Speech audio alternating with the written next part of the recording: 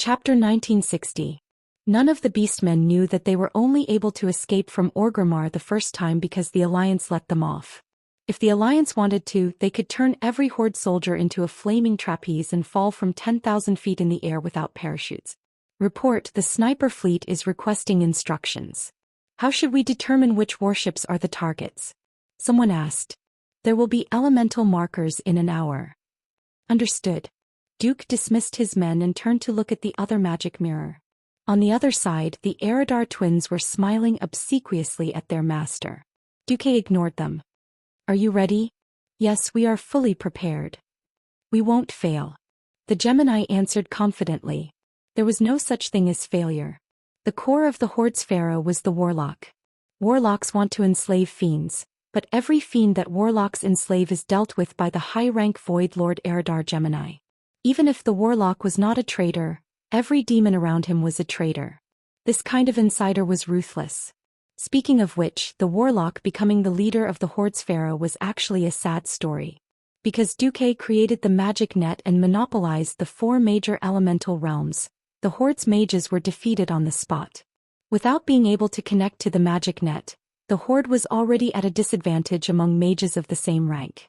Furthermore, Duque had brutally cut off almost all the elemental passages to Orgrimmar. This was very difficult. The shaman also suffered together with his fellow sufferers. Since ancient times, the shamans relied on communicating with elemental creatures to survive. Every totem was actually a god-summoning talisman, to invite elemental creatures to help them. Duque's tyrannical monopolization resulted in only a small number of wandering elemental creatures remaining. Elemental creatures were proud and most of them did not care about mortals. Of the 10,000 elemental creatures that the shamans interacted with, perhaps 9,000 belonged to Duque. Of the remaining 1,900 would not care about mortals. That pitiful 1% had to be divided by a group of shamans. If this situation did not change, the Horde's shamans would go extinct sooner or later. If the elemental path couldn't be walked, then they could only rely on crooked ways to make a living, and warlocks were in high demand.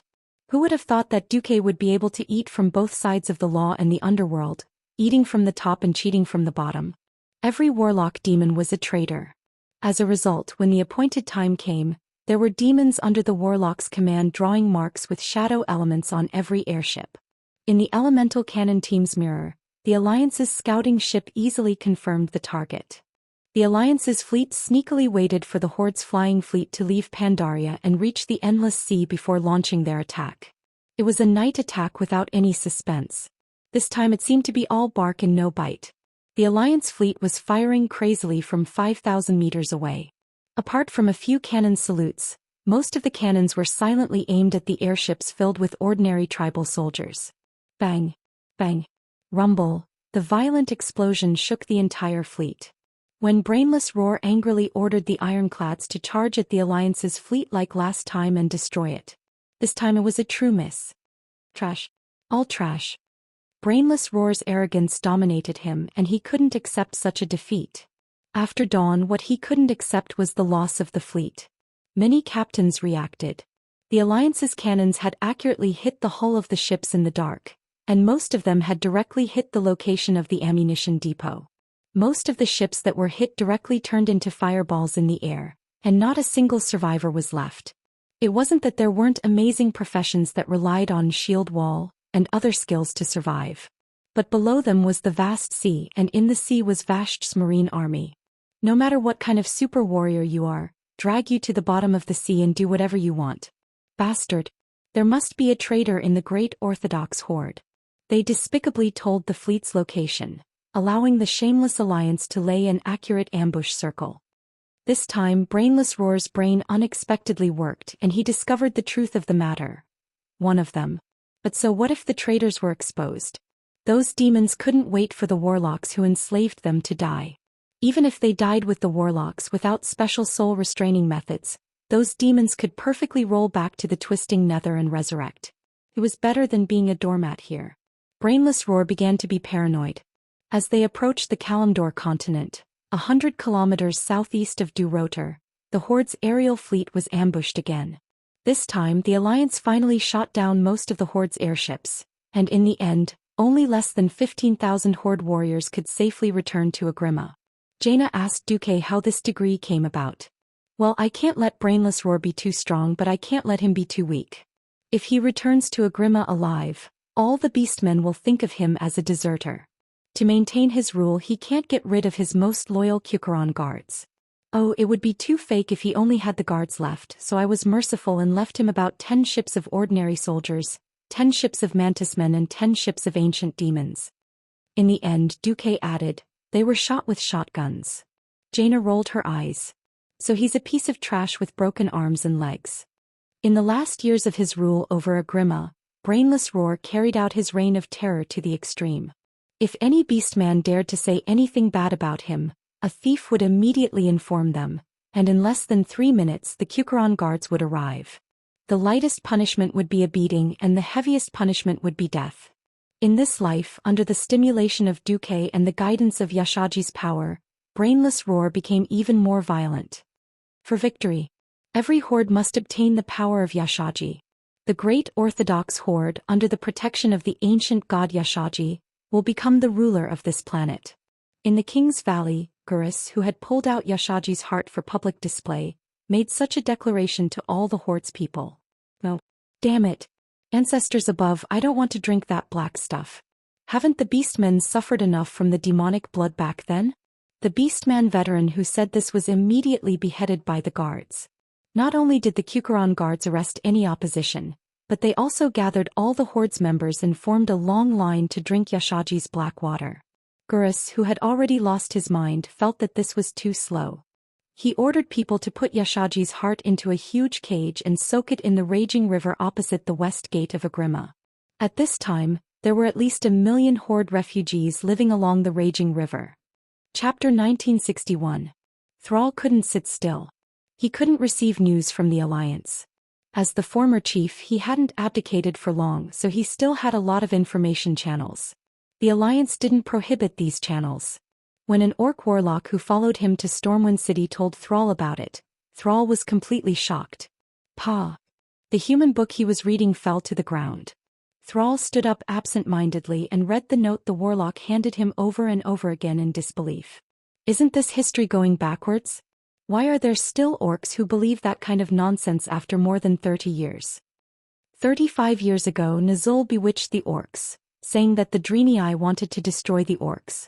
Then 3 years before the Dark Portal Ghoul, Dan jumped out and bewitched the orcs to drink the demon's blood, which led to the Great War with the Dreenii.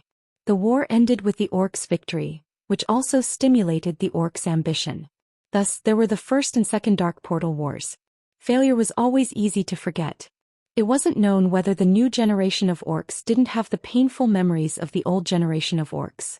Thrall didn't think that the traditional orcs from Nagrand were any better than the orcs he had painstakingly rescued from the human prison camp.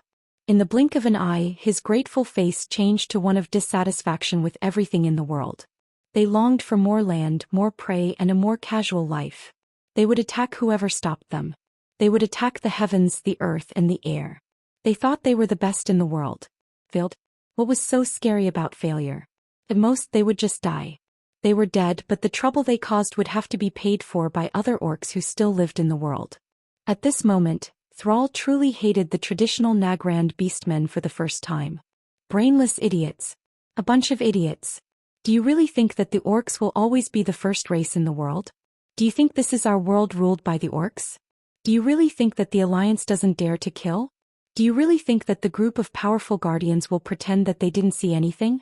This is like sticking your head into the guillotine. Thrall angrily smashed everything around him. He didn't know when, but there were already tears in the corners of his eyes. Ow, ah ah ah ah ah. It was not the cry of an injured beast, but the sorrowful cry of someone who had lost a loved one. Sal's attendants next to him were dumbfounded. After following Sal for so many years, this was the first time they saw such despair in Sal's eyes. In his memory, Sal was always shining with wisdom, working hard to coordinate the relations between the various tribes, so that all the people of the tribe could live as well as possible. He worked hard and listened to the needs of the people of all races. He fought bravely at the front in battle, and he did not hesitate to go deep into the slums where the poorest people lived when he carried out civil affairs. could be said that he was the model of a great chief. Many people were touched by his deeds. During the years when they were enslaved by humans, he was the only salvation for the beastmen. He was the bright light that looked up to heaven and hell.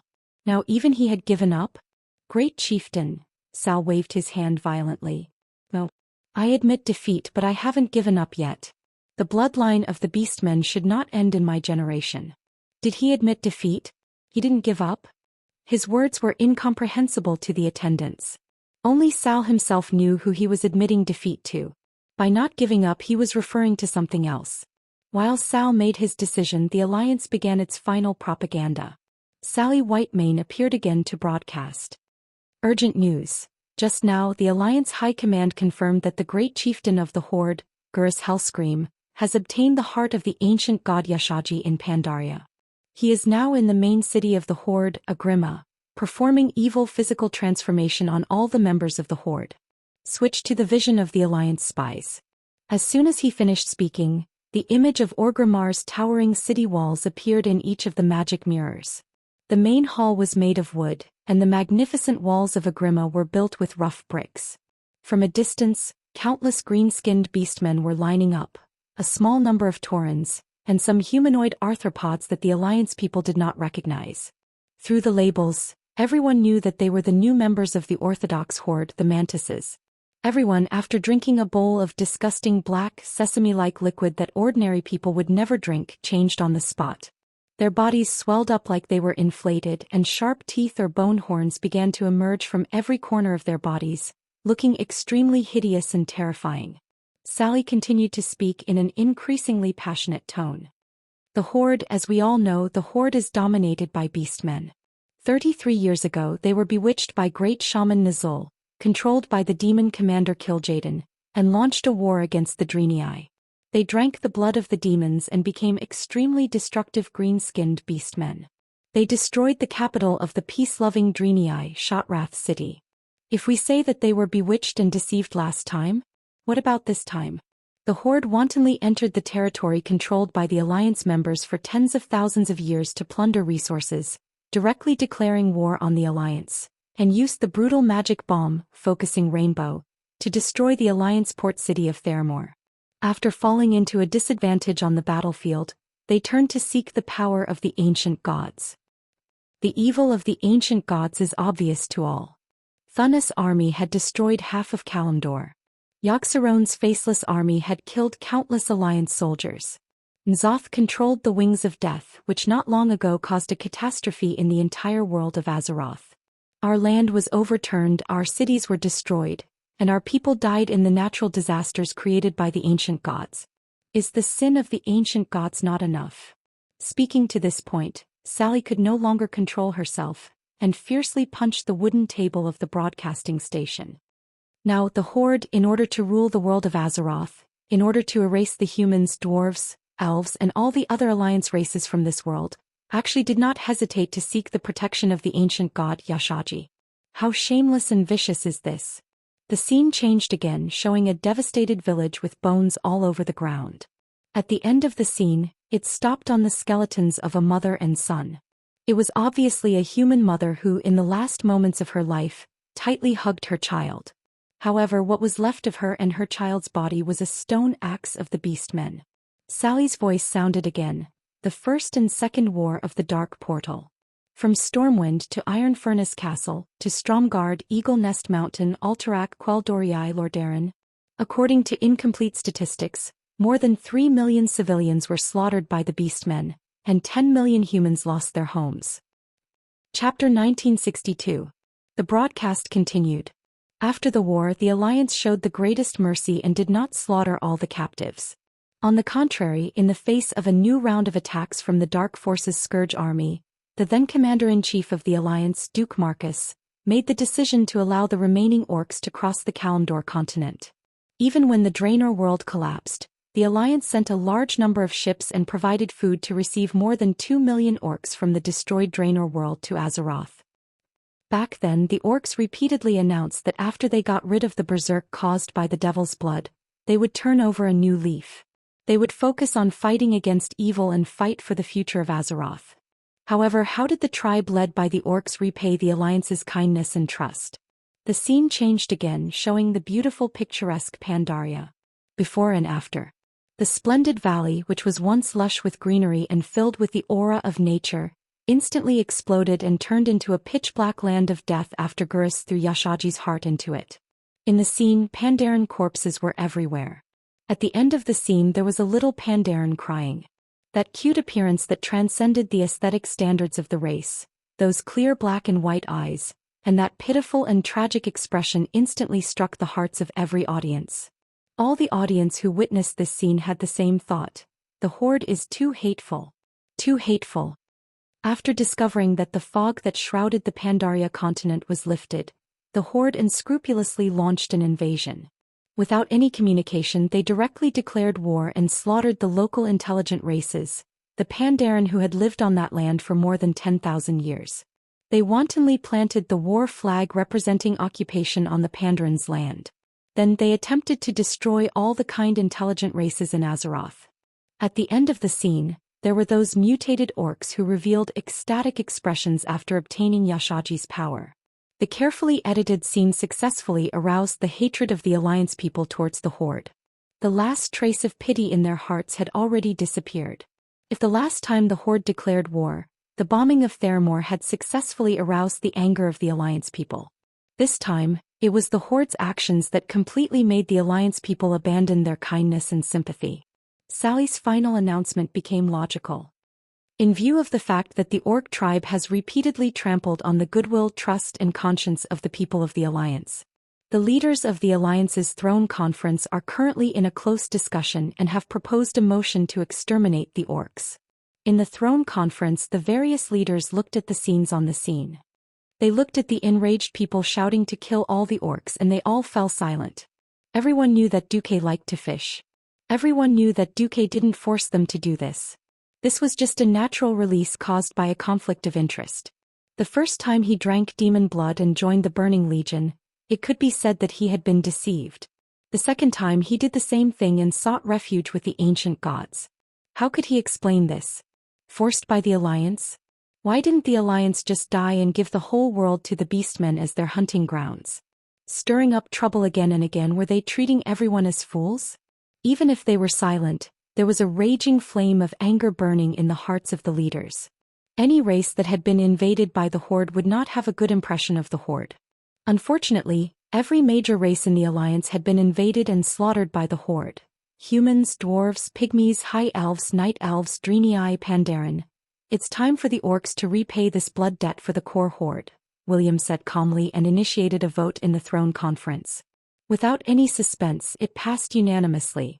All mutated members of the Horde, regardless of their status, age, or race, are to be killed. The Alliance Throne Conference had never given such a strict military order, but every soldier of the Alliance felt that such an order was reasonable. After Duque started a war of public opinion and obtained the influence he wanted, everything became reasonable. Back in the secret room, Kalia caught up with Duque. Duque turned around. "You want to ask, are we cruel?" "Yes." Kalia replied and nodded. Duque turned his head and cast his gaze on the magic net, on the red land thousands of miles away that was monitored by the mage's eyes. It was a desolate and slightly heroic scenery. As a leader, no decision can be made easily. The world of Azeroth is huge, but there are not many resources. It cannot accommodate two huge interracial organizations, and it cannot tolerate a race that is capricious and often betrays the enemy. Sigh. Kalia sighed. He was too kind. Even though the Orcs had once brought the flames of war to Rotterdam, enslaving the Orcs as gladiators was a stain that Rotterdam could never erase. Perhaps it was this compensation mentality that caused her to become soft-hearted. However, there was a limit to being soft-hearted. Garrosh had far exceeded this limit. The Alliance was mobilizing troops in preparation to completely destroy the Horde and kill the Orcs. They were also waiting for the power of the heart of Azeroth to continue to ferment. Garrosh soon discovered a problem. The power of the heart of Azeroth was not endless. After turning millions of Orcs into mutated Orcs, the power of the black water pumped out by the heart was significantly weakened. Even though it was thrown into the River of Wrath, a large amount of water diluted the power of the heart of Azeroth. He understood. Just like throwing the heart into the fountain of life in the splendid valley, the heart of Azeroth could be reactivated. Even the heart of an ancient god needed a source of energy like a battery. Hence, he whimsically asked his subordinates to come up with an action plan called, How to Throw the Heart of Azeroth into the Sunwell. However, at this time, a rebellion suddenly broke out in the Horde. In history, this was supposed to be a great uprising. Sal, together with Wajine's trolls, Bane's Tauren, Sylvanus' Forsaken, and Lor Themar's Blood Elves, launched a complete uprising. Because the power of these hordes' main warring races was too great, after overthrowing Garusha's rule, William, who had formed a temporary alliance with the horde's rebel army, could not do anything to the new horde. After saying a few harsh words, he left with the alliance's soldiers. This caused the horde's power to fall for the first time, allowing Wajine to come to power as the new chief. In this life, the situation was very different. The Forsaken, Trolls, and Tauren were completely separated from the horde, and there were no blood elves joining the horde. No other races were interested in participating in the uprising.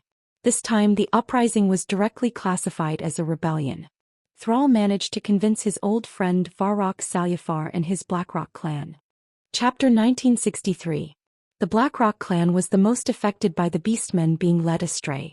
Among the three major clans of the tribe, the core clan that pushed for the interstellar expedition was also the Blackrock clan. It was also because most of the people of the Blackrock clan came out of the prison camps. Not only were the Blackrock warriors captured, but there were also many Blackrock beastmen who were born or grew up in the prison camps. Therefore they were extremely disgusted with drinking things that belonged to demons or evil gods. Unfortunately, the flag they raised was regarded as a flag of rebellion. Due to the great disparity in strength between the two sides, including the Frostwolf clan who responded to Thrall's call, many beastmen who rushed over after hearing the news of the uprising were extinguished before they could reach the Trial Valley of Durotor where the rebels were located. The warriors of the Blackrock clan struggled to resist the attacks of the Kukuran guards. However, just like how the demigod Cenarius couldn't withstand Grom Hellscream's frenzied attacks and couldn't even use his divine power, the warriors of the Blackrock clan couldn't withstand the baleful aura of the crown guards who had been strengthened by the power of Ashoka. Magatha Grim Totem brought an entire group of Tauren shamans and more than 500 warlocks to fight against Thrall. After a night of fighting, Garush announced that his guards had successfully defeated a rebellion and captured the rebel leaders, the former chieftain Thrall and warlord Varrock Salyafar. The warriors of the Frostwolf clan who received the news sped towards Agrima. Unfortunately, Gurus was already guarding against the Frostwolf clan. He directly sent an army of 100,000 led by the Warsong clan in an attempt to wipe out the Frostwolf clan. Seeing that the situation wasn't right, the Frostwolf clan broke through the encirclement and hid in the abandoned Razor Swamp.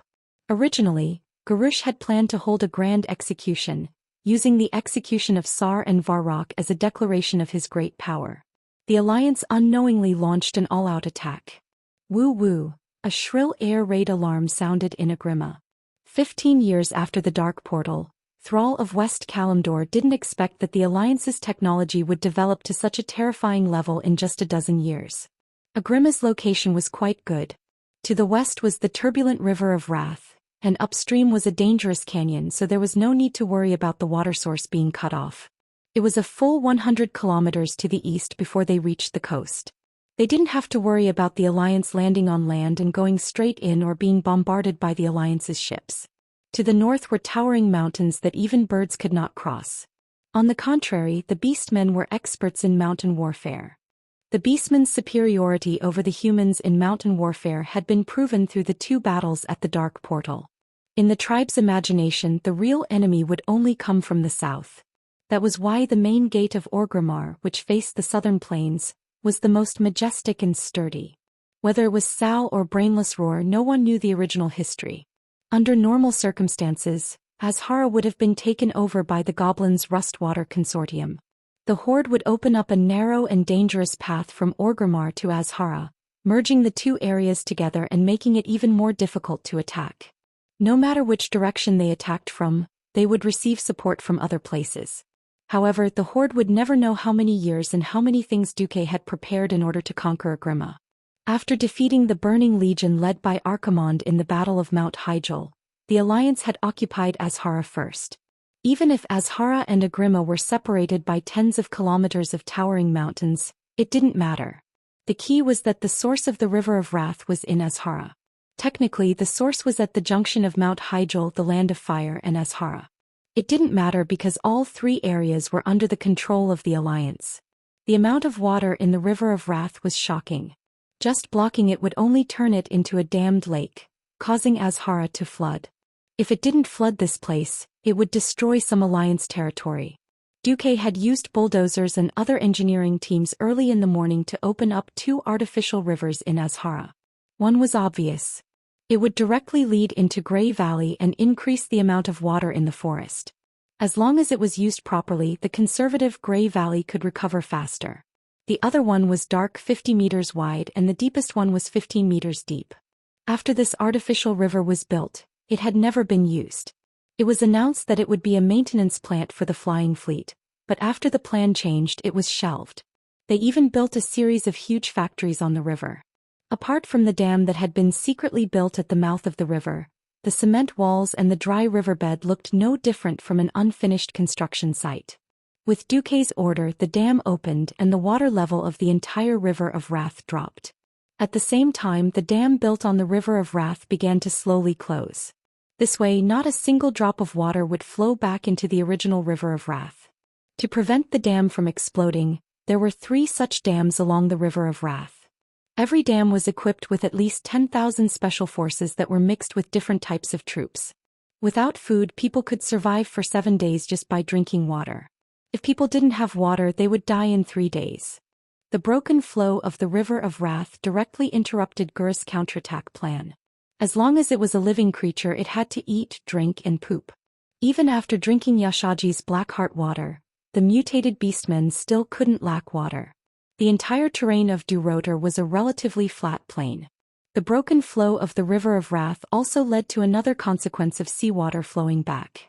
The turbulent seawater poured back into the riverbed of the River of Wrath.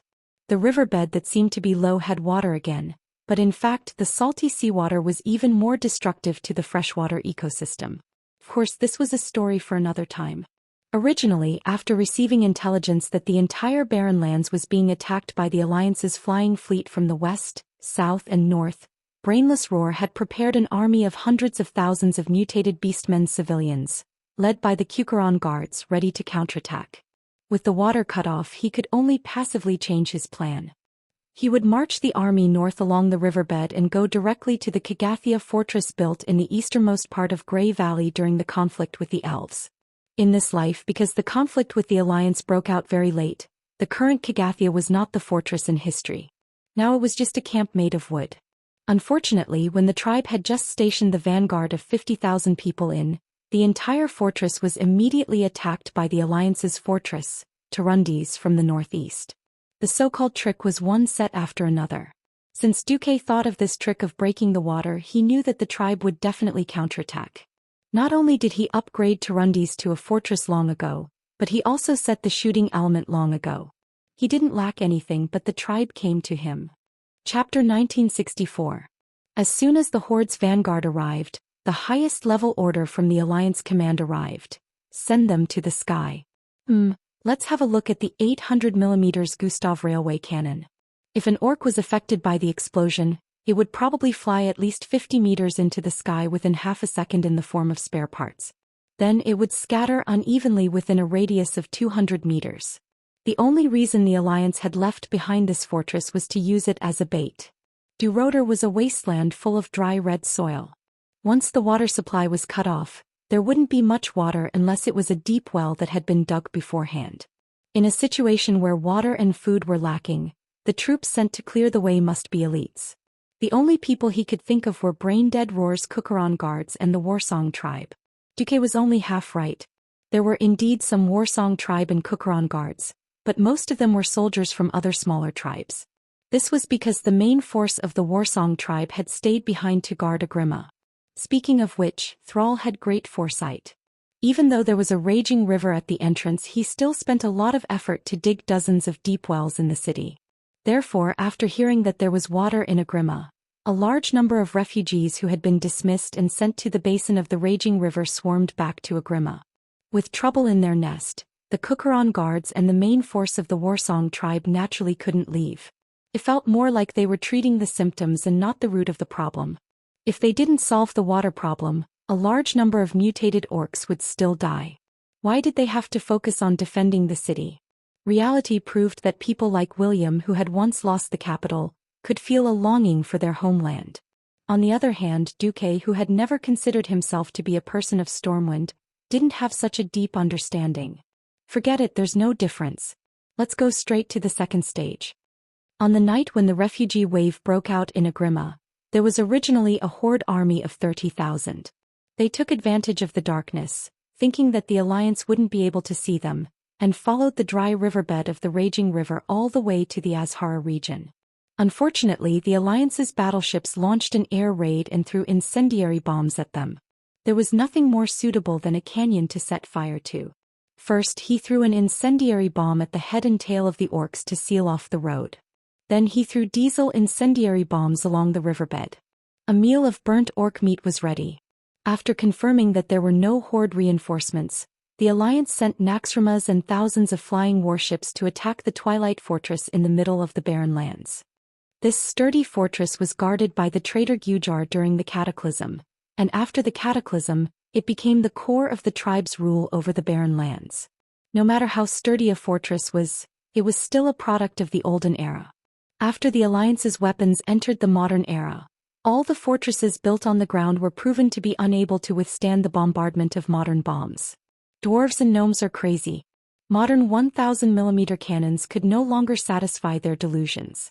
Following the development of the 2,000-pound super bomb, a large bomb with a charge of 5 tons was quickly developed that could be thrown by modified flying transport ships as motherships. Soon, 5 tons could no longer satisfy the appetite of this group of crazy scientists. They directly made a hypothesis. If the Alliance obtained absolute air supremacy in the war, then could they use a super bomb with the largest gunpowder load? When asked if even the largest battleship could not carry the bomb, then what would be used to drop the bomb, the group of dwarves said in unison, "Are you stupid? Can't you use Naxxramas to drop the bomb?" This plan, taking advantage of the fact that Duque was struggling in other timelines, the damn dwarves linked up and finally passed the throne meeting. Thus, a super bomb with 100 tons of conventional TNT was born. In order not to cause a big explosion when the charge was loaded, the dwarves even had to painstakingly divide the explosive into 100 small compartments and detonate them separately. However, the theoretical explosive power of this super bomb was too high. Just thinking about it was too scary. If it exploded directly inside Naxxramas, the most important flying fortress of the Alliance would be destroyed first. In a rage, William ordered Jurban to add a bomb compartment outside the lowest outer deck of Naxxramas. If anything really happened, at least it would not be able to penetrate the outer armor of Naxxramas. It was not difficult to add a bomb compartment, but if such a large bomb was hit, it would still explode. Thus, the dwarves put in a lot of effort to add protective armor to the bomb compartment. As a result, Naxxramas, which was originally a little like a square box, had a huge conical bomb compartment at the bottom. It looked like Naxxramas had become a cylinder of ice cream. Now the cylinder had been thrown down, but the ice cream was still in the air. It was probably a delayed detonation fuse. Relying on the acceleration of gravity and its own weight, the super bomb, Baldy Strong, smashed directly above the Twilight Fortress, did not explode immediately. However, under the huge impact, it smashed through at least 10 floors in a row. When it reached the middle and lower parts of the fortress, there was an explosion. Fiery red flame patterns appeared densely on the black stone walls of the fortress that was filled with an ominous aura. Countless fire dragons began to erupt from every hole in the fortress.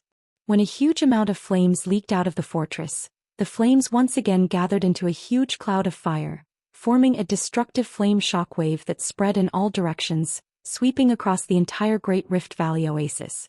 The huge fortress seemed to have suffered a terrible earthquake at this time. The fortress, which was more than 2 meters thick, was as fragile as sand. In less than 2 seconds, the whole fortress collapsed layer by layer like dominoes. Boom! Amidst the continuous roars, the fortress completely collapsed like a landslide. The sea of fire was pushed further away, and the whole area was under the flames, making creaking sounds.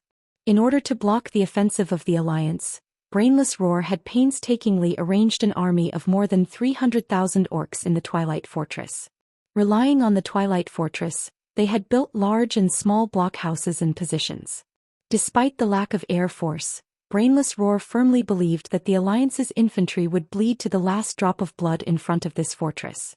Because when he led the army to attack here, he also paid a heavy price. What made Brainless Roar angry was that the Alliance did not play by the rules at all. After clearing out the weak air force of the Horde, they directly let Naxxramas fly up to the Twilight Fortress and lay an egg. They directly blew up all the ugly orcs with a big bomb. In fact, this super bomb completely shattered Brainless Roar's fantasy. Chapter 1965. In Brainless Roar's imagination, this batch of 300,000 orcs could buy him at least half a year's time. Back then, the Twilight Fortress controlled by Google was not afraid of fire, nor was it afraid of the boulders of the catapults. It could only be filled with human lives. When the corpses of the Horde warriors filled every winding branch of the fortress, and even the Twilight believers did not have time to clean up the corpses, the Horde finally conquered the place. After all, the Forgotten Ones were still members of the Horde at that time. Google had ordered Dranos to resurrect every Horde warrior who had died in battle and fight for the Horde again. Sadly, Brainless Howl's lack of intelligence limited his imagination. He had never imagined that the Alliance would have such a big bomb. Street fighting? Not possible. Unless it was absolutely necessary, who would let their soldiers fight in the narrow passageways of the fortress? That was a standard example of one man holding the pass against 10,000 enemies. Even if the Alliance had a large number of new Pandaren monks, they could not be used like this. Things can be solved with bombs. Don't King give me infantry. Our righteousness and strength only exist within the range of the cannons. This was how Duke lectured. The Alliance's use of a big bomb to destroy the Twilight Fortress caused the orcs to have a psychological collapse. Originally, when Naxxramas, which seemed to cover the entire sky, arrived above the fortress, most of the orc defenders had already felt that something was wrong. When the fortress collapsed, the orcs who were known for their courage actually deserted. Countless orc soldiers ran out of their hiding places in the bunkers or wooden towers. They screamed loudly and fled in all directions just to get away from the explosion. It was a little too late. The bunkers closest to the fortress were all affected. The Twilight Fortress was not a fortress in the traditional sense. It was built by Google using a large amount of earth elements from the deep rock continent. The purity and content of the earth elements were far beyond the imagination of mortals. The Horde did not know that such a strong fortress actually needed a large amount of earth elements to replenish on a daily basis. As Nesario died, Therazane, the Stone Mother, had already secretly extracted a large amount of earth elements from the Twilight Fortress. This made the Twilight Fortress even more like an empty shelf. Although it was an empty shelf, at least the mass of the fortress and the volume of the stones were there. When it was blasted away, the effect caused by the collapse of this terrifying fortress, which was over 100 meters tall, was simply on the level of a landslide. Within 100 meters of the fortress, all the orcs were buried alive, and everything within 1,000 meters was affected by the flames of the explosion. Those who were nearby, even if they were hiding in bunkers or bunkers, as long as they did not completely isolate themselves from the flames, they would immediately be burnt to a crisp by the all-pervasive waves of fire. Those who were further away were also burned by the flames. Naxxramas left after making a simple assessment of the damage. It headed northeast to meet up with the Dalajan and put on another show in Orgrimmar. As for cleaning up the battlefield, there was no need. The traditional method of excavation was too time-consuming, manpower, and resources. Other than the Alliance infantry, there was a vassal race that cleaned up the battlefield very cleanly, and that was the Karaji insect people. Be it the descendants of the burrowing bug Oro or the bug men who were adept at digging holes, they were the best choice to deal with the enemies underground. There were some things that the Alliance didn't want them to do. The orcs of the Twilight Fortress had not yet mutated. If they rashly started a massacre, especially by letting ordinary human soldiers do it, there would always be some Virgin Mary type guys who jumped out. The insect magic was good, and if anything happened, one of the insect leaders would take the blame. If they were really pushed, they would say that they were not strict enough. Then there would be a Zerg leader who cut his belly to apologize. Anyway, the most important thing in the Karaji insect people empire was the twin emperors. The emperor was fine, and it didn't matter how many bugs died below. There were almost no tribal refugees in the entire barren lands. All the refugees ran to the vicinity of Orgrimmar. The rest were nothing more than cannon fodder that Braindead Roar tried to use to slow down the alliance. Bunkers and medium and small fortresses were all over the barren lands. This would not be the goal of Naxxramas and the other main forces.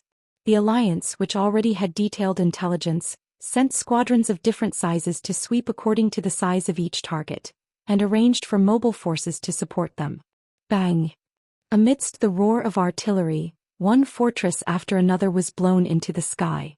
If it weren't for the splattered flesh and broken limbs in the eyes of the Alliance soldiers, this was the simplest live-fire training. It had to be known that in training, in order to simulate the environment of artillery bombardment in a strong wind, the Alliance deliberately let the captains of each training ship drive the ship as if they were drunk, shaking and tilting. The Alliance's standard was to have no less than 30% of the shells hit within a radius of 100 meters of the target area at a distance of 5,000 meters. Even with all kinds of auxiliary equipment, things like artillery bombardment could only be learned through a lot of live-fire training. Over the barren lands, the wind was often only level 1 or 2. The dry landscape, good vision, and the wind was not strong. This was a typical example of combat being easier than training. The Alliance destroyed the Horde's strongholds from all fronts. Every Horde could clearly feel Duque's invisible big hands, which were tightly gripping their necks, waiting to crush their throats and give a fatal blow. The Alliance's strangulation without leaving anyone alive intensified the panic of the Horde. Over 1 million Horde citizens and soldiers gathered at the gates of Orgrimmar, shouting to enter. In their hearts, the great city of Orgrimmar, which had never fallen before, was their only safe harbor. At this moment, Garrosh made a terrible decision. Close the gates. Everyone, whether Alliance or Horde, will be shot to death if they enter the range of arrows and cannons. What? They're all Horde citizens. Someone objected. Crack.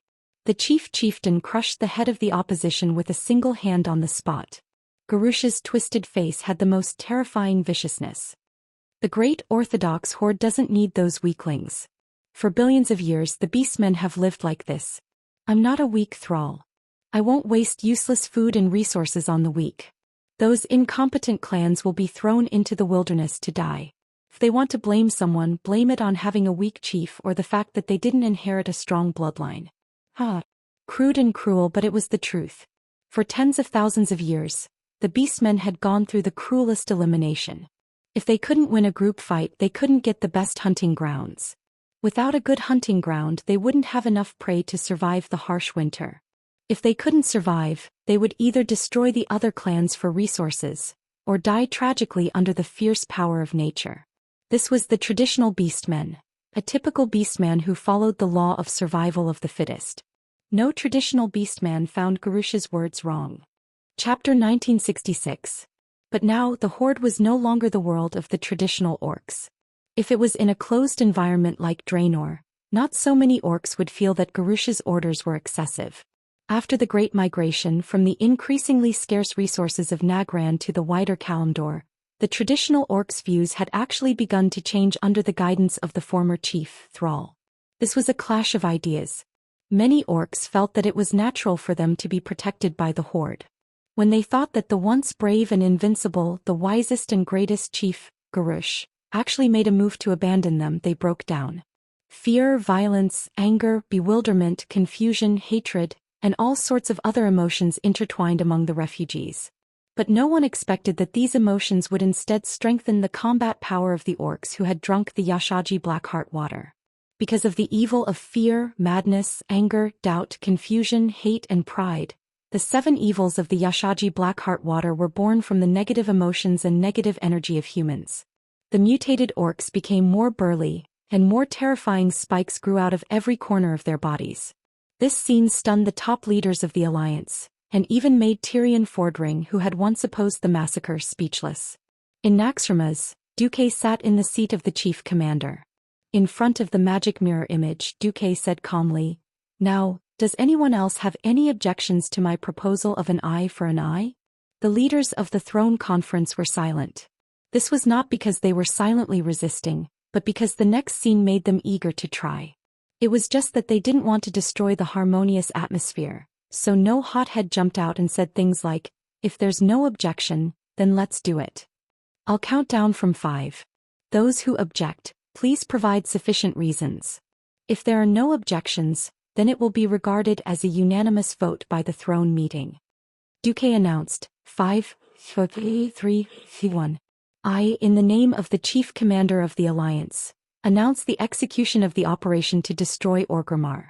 Operation Code, Focusing Rainbow. It didn't matter if the Focusing Rainbow, in this life, was provided by the Alliance. The cruelty of the weapon was not the fault of the weapon itself, but the fault of the person who pressed the firing button and made the decision to use the destructive weapon. It was Garrush who had tried to destroy the Alliance, and it was the will of the entire tribe who had elected Garrush to become the Great Chief.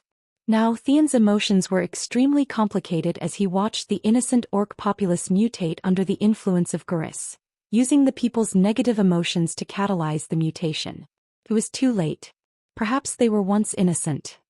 It was precisely because they wanted to become more relaxed and follow a powerful leader without thinking that they could simply obtain more territory and resources and live a better life that they wanted in the end had the opposite effect. By believing in the brainless roar, not only did he not gain more, but he also lost himself in it.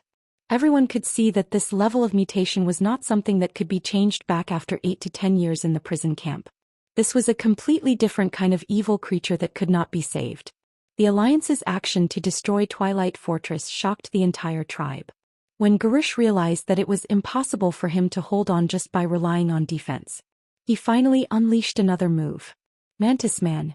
Since ancient times, there had always been some races that were obsessed with the power of the ancient gods and refused to repent. For example, the Faceless or the Mantis Man. In a surveillance image brought by the Magic Network's connection to the Mage's Eye, it was as if a horror movie was playing. Whoa, gulp gulp. With a strange sound, a Mantis Man was transforming. This 3-meter-tall Mantis Man not only swelled like a balloon, but his pair of scythe-like forelimbs were F***king turning into scythes. The green biological blades had a frightening luster. It seemed that this guy was stimulated by the power of Yasha and was strengthening in all aspects. A simple change in size wouldn't bring any threat to the Alliance. As for the qualitative change, that was another matter altogether. Faster thief. What the hell is this? Bulang Bronzebeard burst out cursing. In the image, the enlarged Mantis Man began to grow wings. The rather transparent green wings had the structure of a cicada's wings. Not only the wings, but the entire Mantis Man's back was transforming and evolving, producing the back muscle tissue unique to flying insects. Whoosh, whoosh, buzz buzz buzz. From the initial fan-like flapping to the high-speed flapping of hummingbird-like wings, it only took 2 to 3 seconds to accelerate. However, the huge Mantis Man leaped into the air and darted into the sky. We're in big trouble. William was the first to frown. Yes, faster than all the air forces we have now, Cudrin Wildhammer concluded. Cudrin Wildhammer, the commander of the Alliance's Air Force, concluded and added, "Damn it, only my Scarlet can keep up with these flying mantises' movements." The Alliance leaders made noises as if they were having a toothache. If it's just the Air Force, I'm afraid only the Dragon Army can deal with them, right? At this moment, Duque said, "Jaina Kale, that's don't look with mortal eyes, use the elemental eyes." Finally, the two Pharaoh of the Alliance saw it. As expected, Kale, that's confirmed Duque's judgment. That's the shadow elemental energy line connected to Yasha's heart of Yasha, Jaina followed. There's no time to hesitate. Let's go directly crush them and end everything. Duque made the decision. Everyone was amazed by the awesomeness of the ancient gods. In a sense, they were the true masters of biochemistry. They could always use their evil powers to create a bunch of messy biochemical combat weapons. Those things might affect the appearance of the city, but their combat power was very strong. In fact, this also proved Duque's judgment. When the Alliance's air fleet encountered this batch of enemies that could fly up to 80 kilometers per hour and had abnormally high mobility, everyone was clearly not used to it. Although the air fleet lined up in a neat three-dimensional formation and used dense cannons to block the attacks of the flying mantises, the effect was not very good. Hundreds and thousands of flying mantises broke through the dense formation of anti-aircraft cannons and killed their way into the gaps between the ships. Although this was included in the training for the enemy's invasion, the Alliance's air fleet still encountered various problems. For example, they did not dare to shoot at the enemies between the anti-aircraft cannons and friendly warships. When they saw the flying mantises on the deck, they actually forgot to switch weapons and foolishly tried to turn the anti-aircraft cannons around, resulting in them being killed on the turrets. Those flying mantises could even use their sharp sickle forelimbs to cut through the protective armor of the destroyer while flying at high speed. Fortunately, at the critical moment, Queen Sylvie, who could not stand it anymore, decisively summoned the Wind Elemental Army into the battle. Chapter 1967. If it had been the previous two critical times, such as during the Wrath of the Lich King period, perhaps the flying mantis would have been useful. Now let's just forget about it. The Alliance's anti-air cannons might have been broken through. In fact, this was only the outermost circle. A mature commander would never allow his army to lack layers and buffers. If he had to link all the troops together and trap all of them, then this commander could be shot. Not only the outermost circle was affected, but also the newbie troops, which were mainly rookies. Think about it, the Wrath of the Lich King and the Wings of Chaos were so coherent. How long had it been since then? Less than 10 years. Most of the veterans who had experienced the last two wars were now lieutenants and sergeants. With them leading, how weak could the Alliance fleet be? To put it bluntly, this was Duque deliberately letting the Alliance military train their troops. If they couldn't even deal with an enemy of this level, then they shouldn't fight against the overwhelming air force of the Burning Legion. Since they were going to lose anyway, they might as well cut their throats and die a clean death. The Wind Elemental Army entered the battlefield, but they didn't participate in the battle. Thousands of huge wind elementals hovered in the air and stared at the front with their dark and unclear eyes. This was the way the military bigwigs expressed their dissatisfaction. Can you little bastards do it? If you can't, then let's go. The veterans who were middle and lower ranking officers in front of them immediately lost their composure and started cursing loudly. Noob. They're already in front of you. What are you waiting for? Change your weapons. Are the rocket launchers in the turrets just decorations? Idiot. Can't you cover your teammates and shoot their butts with the anti-air cannons if you can't hit them? Trash. All of you are trash. This is your last chance. If you can't form an AA anti-air firepower net, then get the F***CK back to the reserves and your official establishment will be revoked. After Duke became the commander-in-chief of the Alliance, he spent 15 years to make the entire Alliance flourish. Not only did he adjust the Alliance to be able to switch between the two economic forms at any time, but he also greatly improved the status of the Alliance soldiers.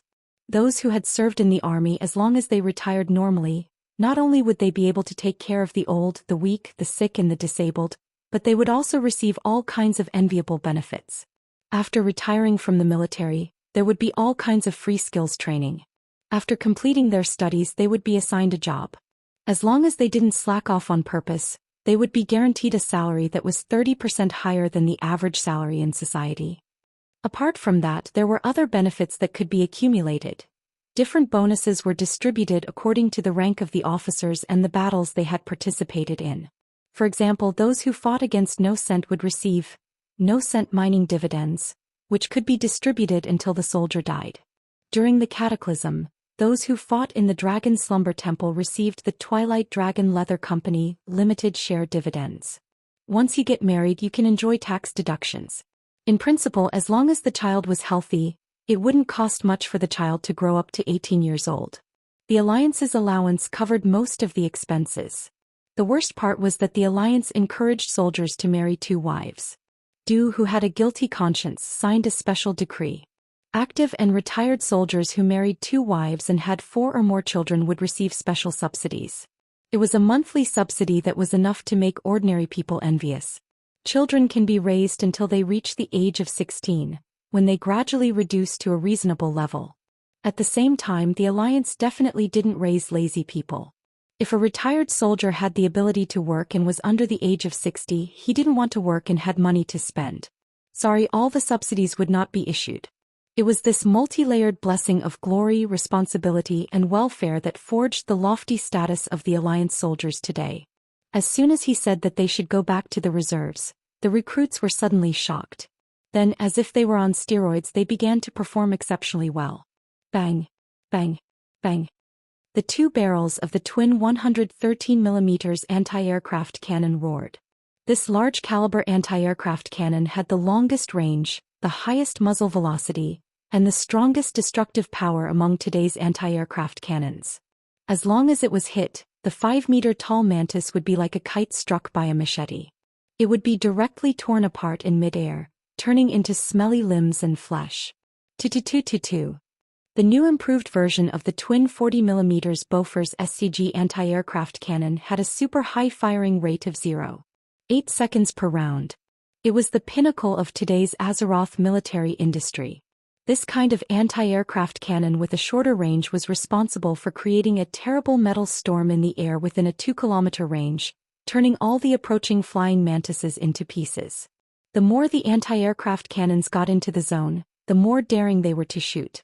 There were even some guys with excellent artillery skills who dared to shoot the dead zone between the ships. As long as it wasn't aimed at the upper deck of their own ship, the 40mm anti-aircraft cannon couldn't penetrate the thick side of the ship. Instead, it could kill the mantis that was about to reach the ship. Of course, there were also people who would take care of the mantis that actually reached the ship. After all, this was a world where magic and technology coexisted. On every Alliance warship, there was a counter-assault team with different levels of professionals in proportion to eliminate the enemy powerhouses that reached the ship. The mantis that was on steroids could be considered powerhouses for the time being. At the very least, ordinary Alliance soldiers who only knew how to use guns and cannons couldn't deal with them. Seeing that the Alliance's rookies had finally stabilized the battle line, Queen Xia's cold expression softened a little. She hooked her finger behind her and her third sister immediately understood. The Queen has ordered the 4th and 5th Wind Elemental Legions to temporarily retreat. The defeat of these creatures that could already be called mantis demons, and the incomparably pitiful horde airships that were forced to fight by the brainless roar in the sky above Orgrimmar turned into fireballs and crashed. This made the horde like a vicious dog that was forced into a corner and could only bark frighteningly, unable to do anything else. The last step of the focusing rainbow operation. Activate. Duque said softly. It's time to cut the weeds and eliminate the roots. With so much foreshadowing, of course the orcs were finished. 30 years ago the orcs invaded Azeroth, opening the prelude to war and destruction. Duque definitely wanted to end all of this. As a transmigrator, how could he not know that Gurus had built a huge underground military fortress in the Raging Flame Rift in Orgrimmar's Dark Alley area? For ordinary enemies, Duque might as well let the Alliance train their troops and attack them or something. After all, after the death of the idiot Lich King, the Alliance didn't have any decent attacks. If the goal was total annihilation, then there wouldn't be so much trouble. In the sky, the Dalajan was blocking the southeast, and Naxxramas was approaching from the northwest. Chapter 1968. Looking down from the sky, one could see that this was like a hunt. With the 2 sky fortresses as the core, the Alliance's fleet began to bombard all the tribal targets around them. As long as they saw a humanoid creature, they would immediately fire a cannonball. The cannons were at least 100 millimeters in diameter or machine guns. On the ground, countless elemental creatures appeared. It was the Fire Elemental Army commanded by Majordomo Executus. With the inverted triangular-shaped Fat Fire Elemental as the main force, more than 100,000 elemental creatures slowly advanced, burning everything they could see. The Alliance finally sent inland troops, allowing Agrima's mutated orc army to finally have a place to fight. They let out muffled, inhuman howls as they charged crazily at the fire elementals. If they subconsciously looked down, they would see colorful insects crawling out from all corners of the dry and cracked red earth, fleeing in all directions with the goal of leaving Agrima. Unfortunately, after being transformed by the black heart water in Yashaji's heart, they could no longer be called normal creatures. Not only did the mutated orcs' bodies become uglier, but Yashaji's negative emotional energy also poured into their minds. There was no right or wrong, no self-will, only rage or fear that needed to be vented. What they met head-on was a huge wave of flames created by thousands of fire elementals. The 10-meter-tall wave of flames advanced at every moment, spewing tongues of flame that could burn everything. There was no pity, no hesitation. These fire elementals with weak self-will faithfully carried out their commander's orders. The highly intelligent fire demons were behind them, ordering them around. Something that had never happened in the past 10,000 years was a large group of earth elemental creatures acting as the fire demons' bodyguards. Not every mutated orc had such a violent spirit. Xianxia's negative emotions were diverse. There were mutated orcs who charged to their deaths out of fear, and there were orcs who retreated out of fear. These mutated orcs who had lost their courage screamed and used their sharpened claws to dig into Agrima's towering brick and wood walls, quickly climbing over. Many of them even broke through the walls supervised by the Kukuran guards and escaped into Agrima. They crazily slaughtered any creature that stood in their way. This caused new chaos. Despair, terror, panic, doubt. The pros and cons of the seven fiends were all revealed at this moment. Just as the orthodox tribe of Orgrimmar fell into chaos, Naxxramas finally arrived at the top of Kalimdor's largest city, which had been built for 15 years and was hailed as the symbol of the tribe's spirit. Orgrimmar was so huge that it almost occupied the entire northern part of Durotor. In real life, Orgrimmar wasn't a small town that could be reached in a few minutes on horseback. Under the management of 2 generations of great chieftains, Orgrimmar was 12 kilometers long from east to west and 8 kilometers wide from north to south. Due to the mountains behind it, the zigzagging city boundaries made it difficult to calculate the area. It was this city that was close to 100 square kilometers that was now under the Alliance's siege. Every single orc who was still sane cried out in alarm when the flying fortress's shadow covered half of the city. They could hear their voices breaking with fear. They could sense the animosity from the Alliance. There was no persuasion, no propaganda. Everything was different from what they knew of the Alliance. They still remembered when Sar was great chieftain, the Alliance gave him almost unreserved support. If there was no food, they would give him food. If there was an injury or illness, they could borrow priests and doctors to cure their addiction to the devil's blood. When Sar said he wanted to go to Nagran to save people, the Alliance gave him a ship without hesitation. The Alliance used to be so kind. Unfortunately, their unwillingness blinded their hearts. They envied the good life of the Alliance people to the point of going crazy, and their ambition fueled their arrogance.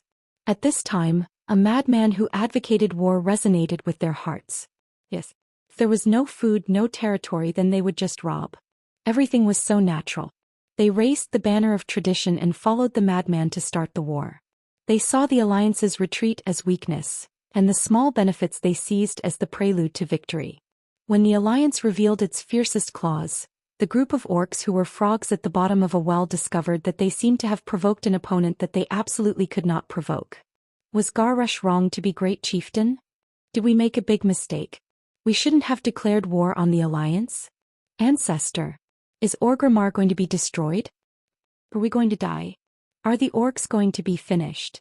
All kinds of negative emotions spread throughout the city, and screams rose and fell continuously. Other than the rough and angry shouts of the Kukuran guards, there was weakness everywhere. So what if Xianxia gave them a stronger body? They couldn't fly. This situation where they couldn't even resist, not even put up a last fight, was what made the orcs feel the most despair. Under the despairing gazes of nearly 1 million orcs, the huge base of Naxxramas that destroyed the Twilight Fortress fell off another layer. Everyone watched in horror as the huge black metal block that was bigger than 10 chieftain halls fell from the sky, aiming at the dark alley in the center of the city. Boom. Boom. It was a loud noise that could shatter the sky and the earth. Every pebble on the ground of Orgrimmar trembled, and in the next moment, they were directly shaken into the sky by the vibration. After being stepped on by countless people, the already solid ground was like a domino. After shattering into countless small pieces, it flew rapidly. From the inside out, it spread all the way. In the next moment, it caused the most exaggerated explosion in Orgrimmar's history. It was a dazzling light that could blind people's eyes. The ear-piercing buzzing made everyone lose their hearing and balance, and their ears were filled with buzzing sounds. After a moment of dizziness, the strongest survivors barely opened their eyes, only to find that in that instant, the explosion had destroyed most of the city, and all the buildings were directly blown away. Dozens of streets were all razed to the ground, and every ruin was screaming and groaning in the flames. The raging fire that engulfed the entire city spread further with the wind blowing from the east to the west. The city that was once full of orc aesthetics was now completely gone, and there were shocking cracks everywhere, as if it had experienced a terrible earthquake. No, even an earthquake couldn't have such amazing destructive power. This was a complete annihilation of the orcs. The remaining orcs had not yet reacted to this earth-shattering explosion when they immediately felt the ground start to shake again. What was this? Chapter 1969. The scorching air current carried the shockwave of the explosion, and blew General Nazgûl, who had just climbed up from the ground, away. As burly as he was blown away in the stronghold deep underground and tumbled a few times. One could imagine how terrifying the attack power of the big bomb was. A large area of the underground stronghold collapsed. When the stronghold was built, there was no expectation of such a terrifying impact. The orcs were only wary of the Alliance's demolition team, but they didn't think that the Alliance would throw a fake, tactical nuclear bomb. Nazgûl crashed through several walls and finally stopped when he hit a rock stratum. His whole body slammed into it and then he fell into a crack in the rock stratum that was 5 stories high. His body, which had been greatly strengthened by Yashaji's power, was not invincible. He covered his bleeding forehead and climbed up from the ground. He immediately noticed that the stones on the ground were spinning strangely, as if they were dancing some ridiculous dance. The shockwave from the explosion had clearly stopped, although the center of the explosion had ignited a fire. But the temperature under his feet was no less than the center of the explosion. No, this was even worse than that. Gur's Hellscream finally noticed the anomaly as well. The air was filled with the familiar smell of sulfur. It was as if he was in a dragon's lair and was being stared at by an adult ancient dragon. The dragon's breath was so hot that it seemed to be able to burn everything. The dragon's mouth was filled with flames that seemed to be able to burn everything. He had been building his underground stronghold ever since he became the great chieftain. For this stronghold he had taken away a large number of laborers from various races. And Magatha had helped him transfer these laborers in the name of fighting against the Alliance. The huge underground stronghold was very, very deep. Even a 100-ton bomb like this couldn't blow through and collapse the entire stronghold. Perhaps the layers closest to the ground would become a mess. But as long as the deepest underground palace was fine, Gurs was confident that he could use this underground stronghold to kill all the Alliance invaders and drain every drop of blood from their bodies.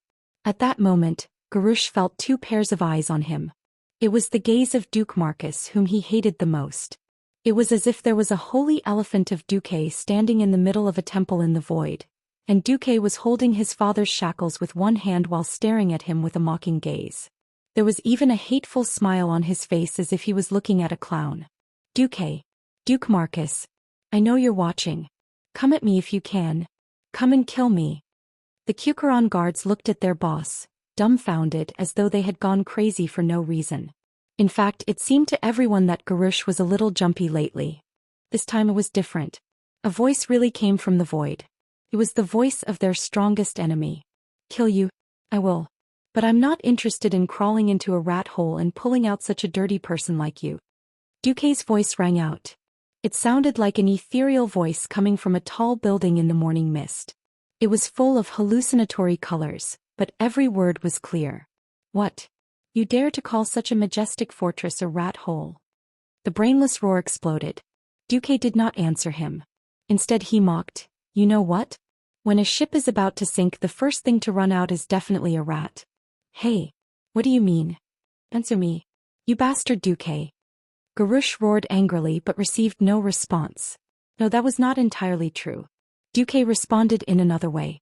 Rumble. Rumble. The entire Orgrimmar trembled. Even the entire mountain range that Orgrimmar was attached to was trembling. The terrifying heat began to scorch the lowest level of the underground fortress. So hot. So hot. The Ququeron guards who drank the Yasha Blackheart water were not immune to elemental damage, nor did they completely cut off their sense of pain. They were still living creatures. They could be hurt, afraid of pain, and they could die. When the lowest level of the underground fortress was torn apart like a fragile biscuit by the sudden appearance of the underground camp, Duque's trump card finally showed its brilliance. Bang! It was lava with a temperature of nearly 1,200 degrees Celsius. And it was definitely not normal fire elemental energy. The flames were violent and the temperature was as high as 8,000 degrees Celsius. Not good.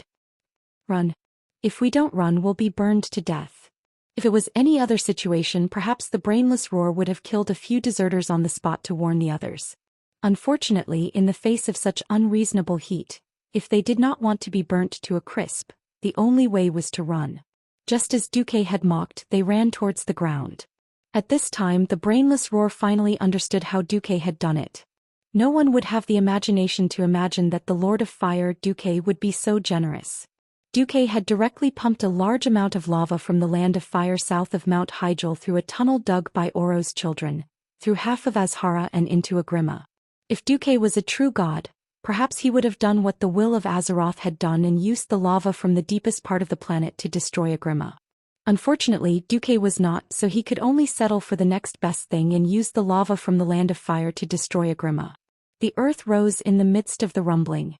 The tribesmen in the ruins of Orgrimmar did not die immediately. Like the snakes, rats, and ants, they desperately tried to escape the city that they wanted to protect with their lives just a day ago. They screamed and cried. They could not bear the sorrow, pain, and fear in their hearts. In the face of such an apocalyptic disaster, the power of mortals was so insignificant and powerless. Bang, bang, bang. A new crimson mountain replaced Orgrimmar. It grew taller and taller, spewing lava and thick black smoke in all directions. The lava that flowed out of the volcano destroyed everything in its path, whether it was the once majestic palace, the sturdy city walls, or the lifeless bodies. After dropping the bomb, Naxxramas, the Dalajan, and the Alliance fleet had already left the sky above Agrima at full speed. The nearest airship was 3 kilometers away from Naxxramas. At this time, almost all the big shots of the Alliance had gathered in Naxxramas. They were not projections but in person. Everyone had come under Duque's invitation to witness the destruction of the Horde. Duque's gaze seemed to look beyond the present and into the future. His voice was filled with a sense of holiness and determination. Once, Agrima represented the rebirth of the Orcs, the rise of the new Horde, and the freedom from the control of the Alliance.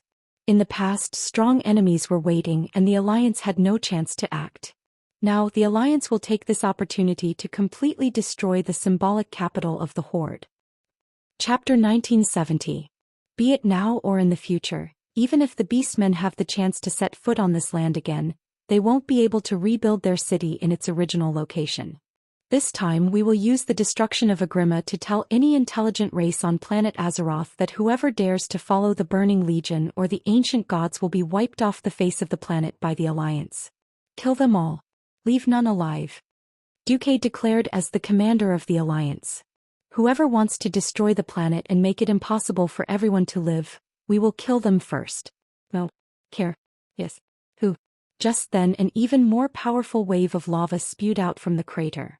Dazzling flames exploded in the middle of the battlefield. It was a flare brighter than the sun.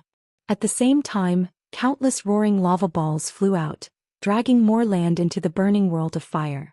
This was not a planet-level attack. The lava in the Land of Fire was not endless. Seeing that it was about time, Duque ordered the Land of Fire to stop. Agrima and Garish's underground strongholds were destroyed together. But Garish was not done yet. High energy response.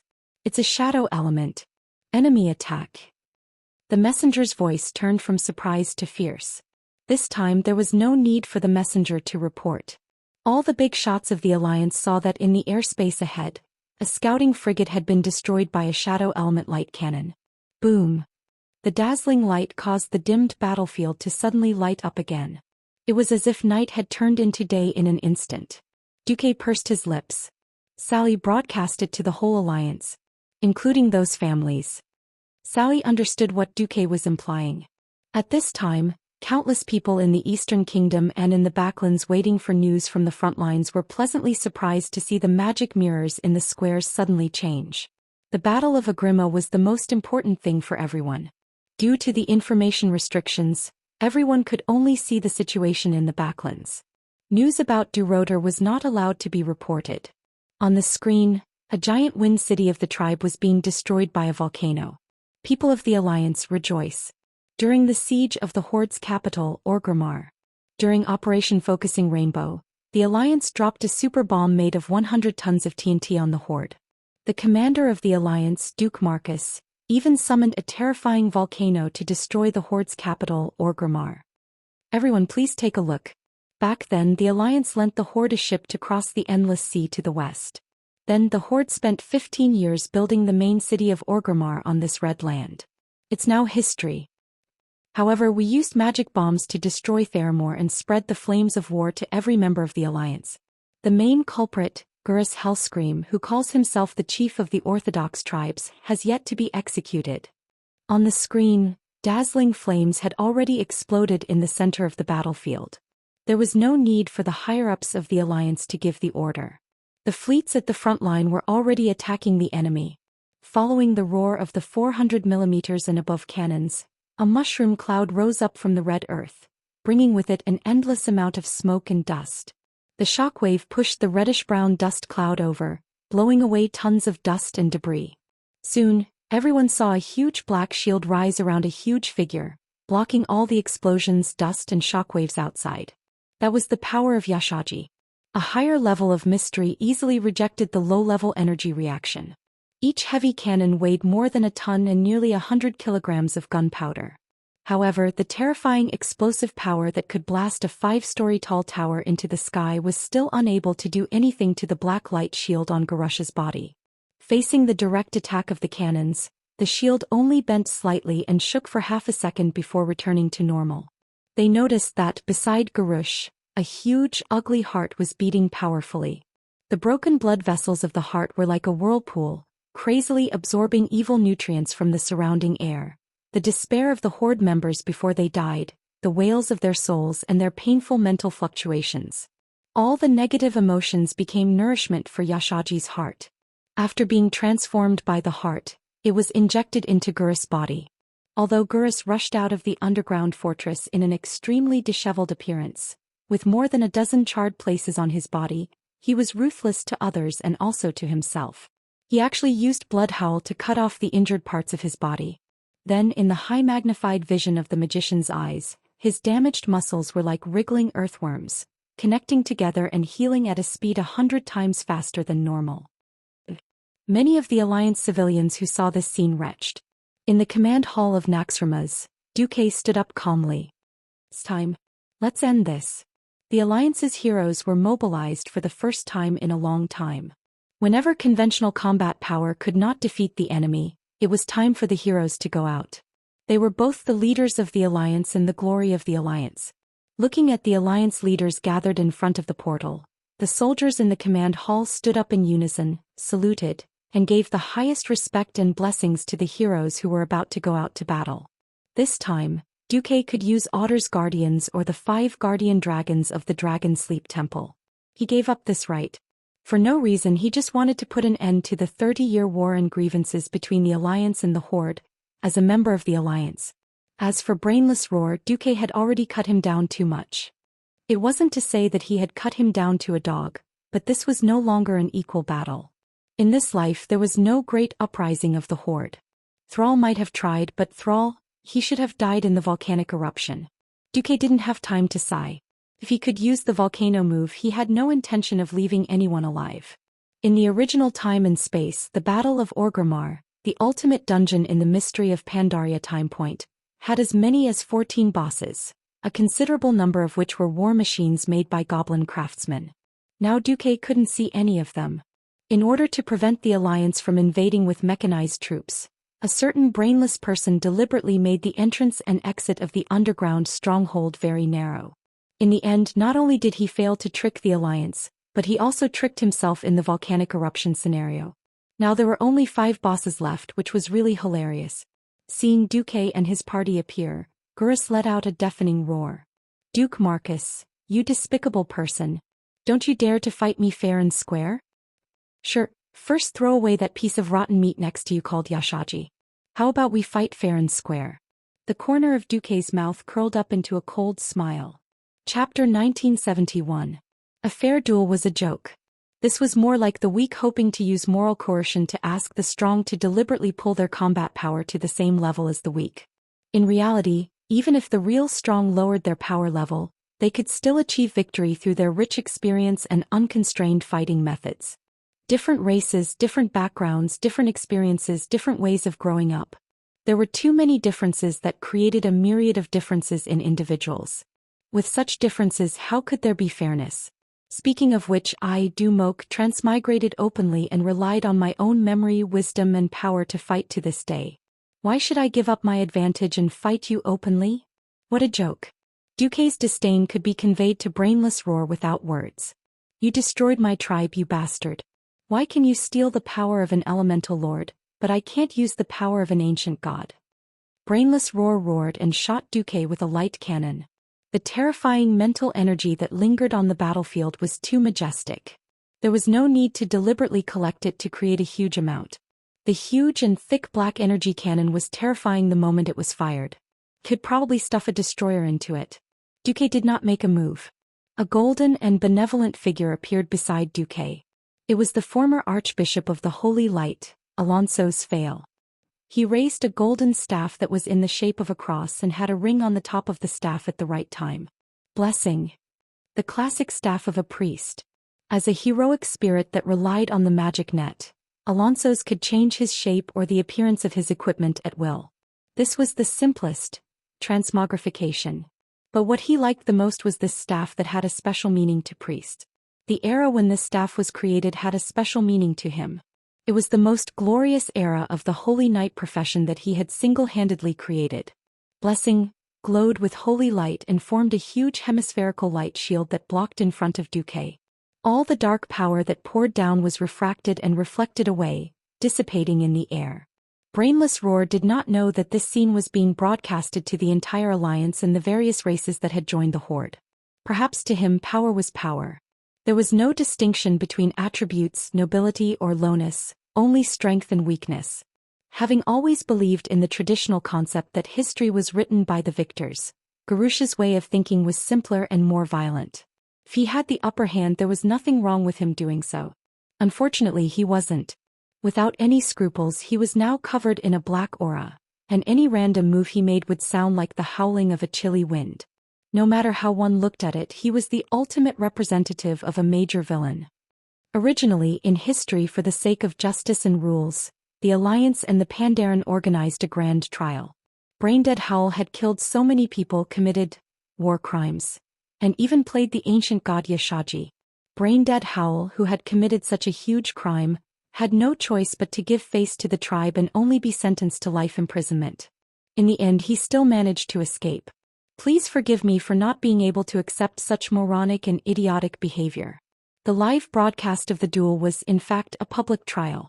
Since there was no tribe in the way, as long as Brainless Roar fully demonstrated his actions, then justice would be achieved. There would be no mercy. The outcome of this trial had long been decided. Duque was just going through the motions. The tribe has existed for more than 30 years, it's time for a grand curtain call, Duque said calmly in his heart. On the other side, Braindead Howl's light cannon could not deal with Duque. His loyal subordinates roared and pounced on him. General Nazgrin, Markarok, Siege Craftsman Black Isata. These Horde bosses who had escaped the fate of being destroyed along with the underground fortress, continued to show their loyalty. For the Horde. General Nazgrin roared and rushed over. For the Alliance. The one who faced him was not his old rival General Taylor.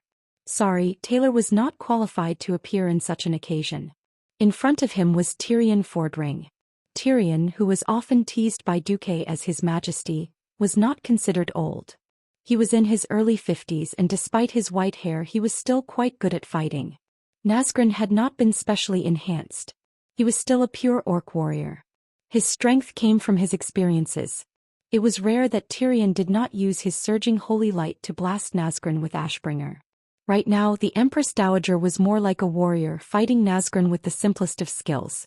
In terms of seniority, Nazgrin should not have been the one to challenge Tyrion. After all, he was now the chief paladin of the Alliance. He and his Ashbringer had become one of the benchmarks of the Alliance.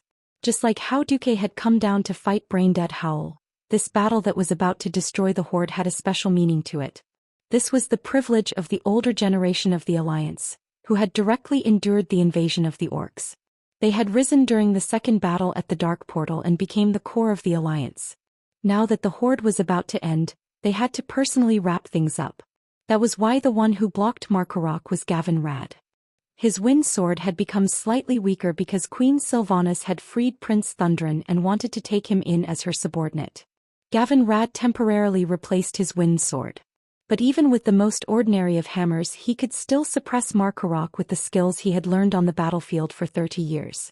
Moreover, this shameless thing still had different ideas from the other 5 Silver Saints. After failing to sleep with 2 women at night, Gavin Rad obediently submitted to Duque and obtained eternal life. Now he was more like a bug.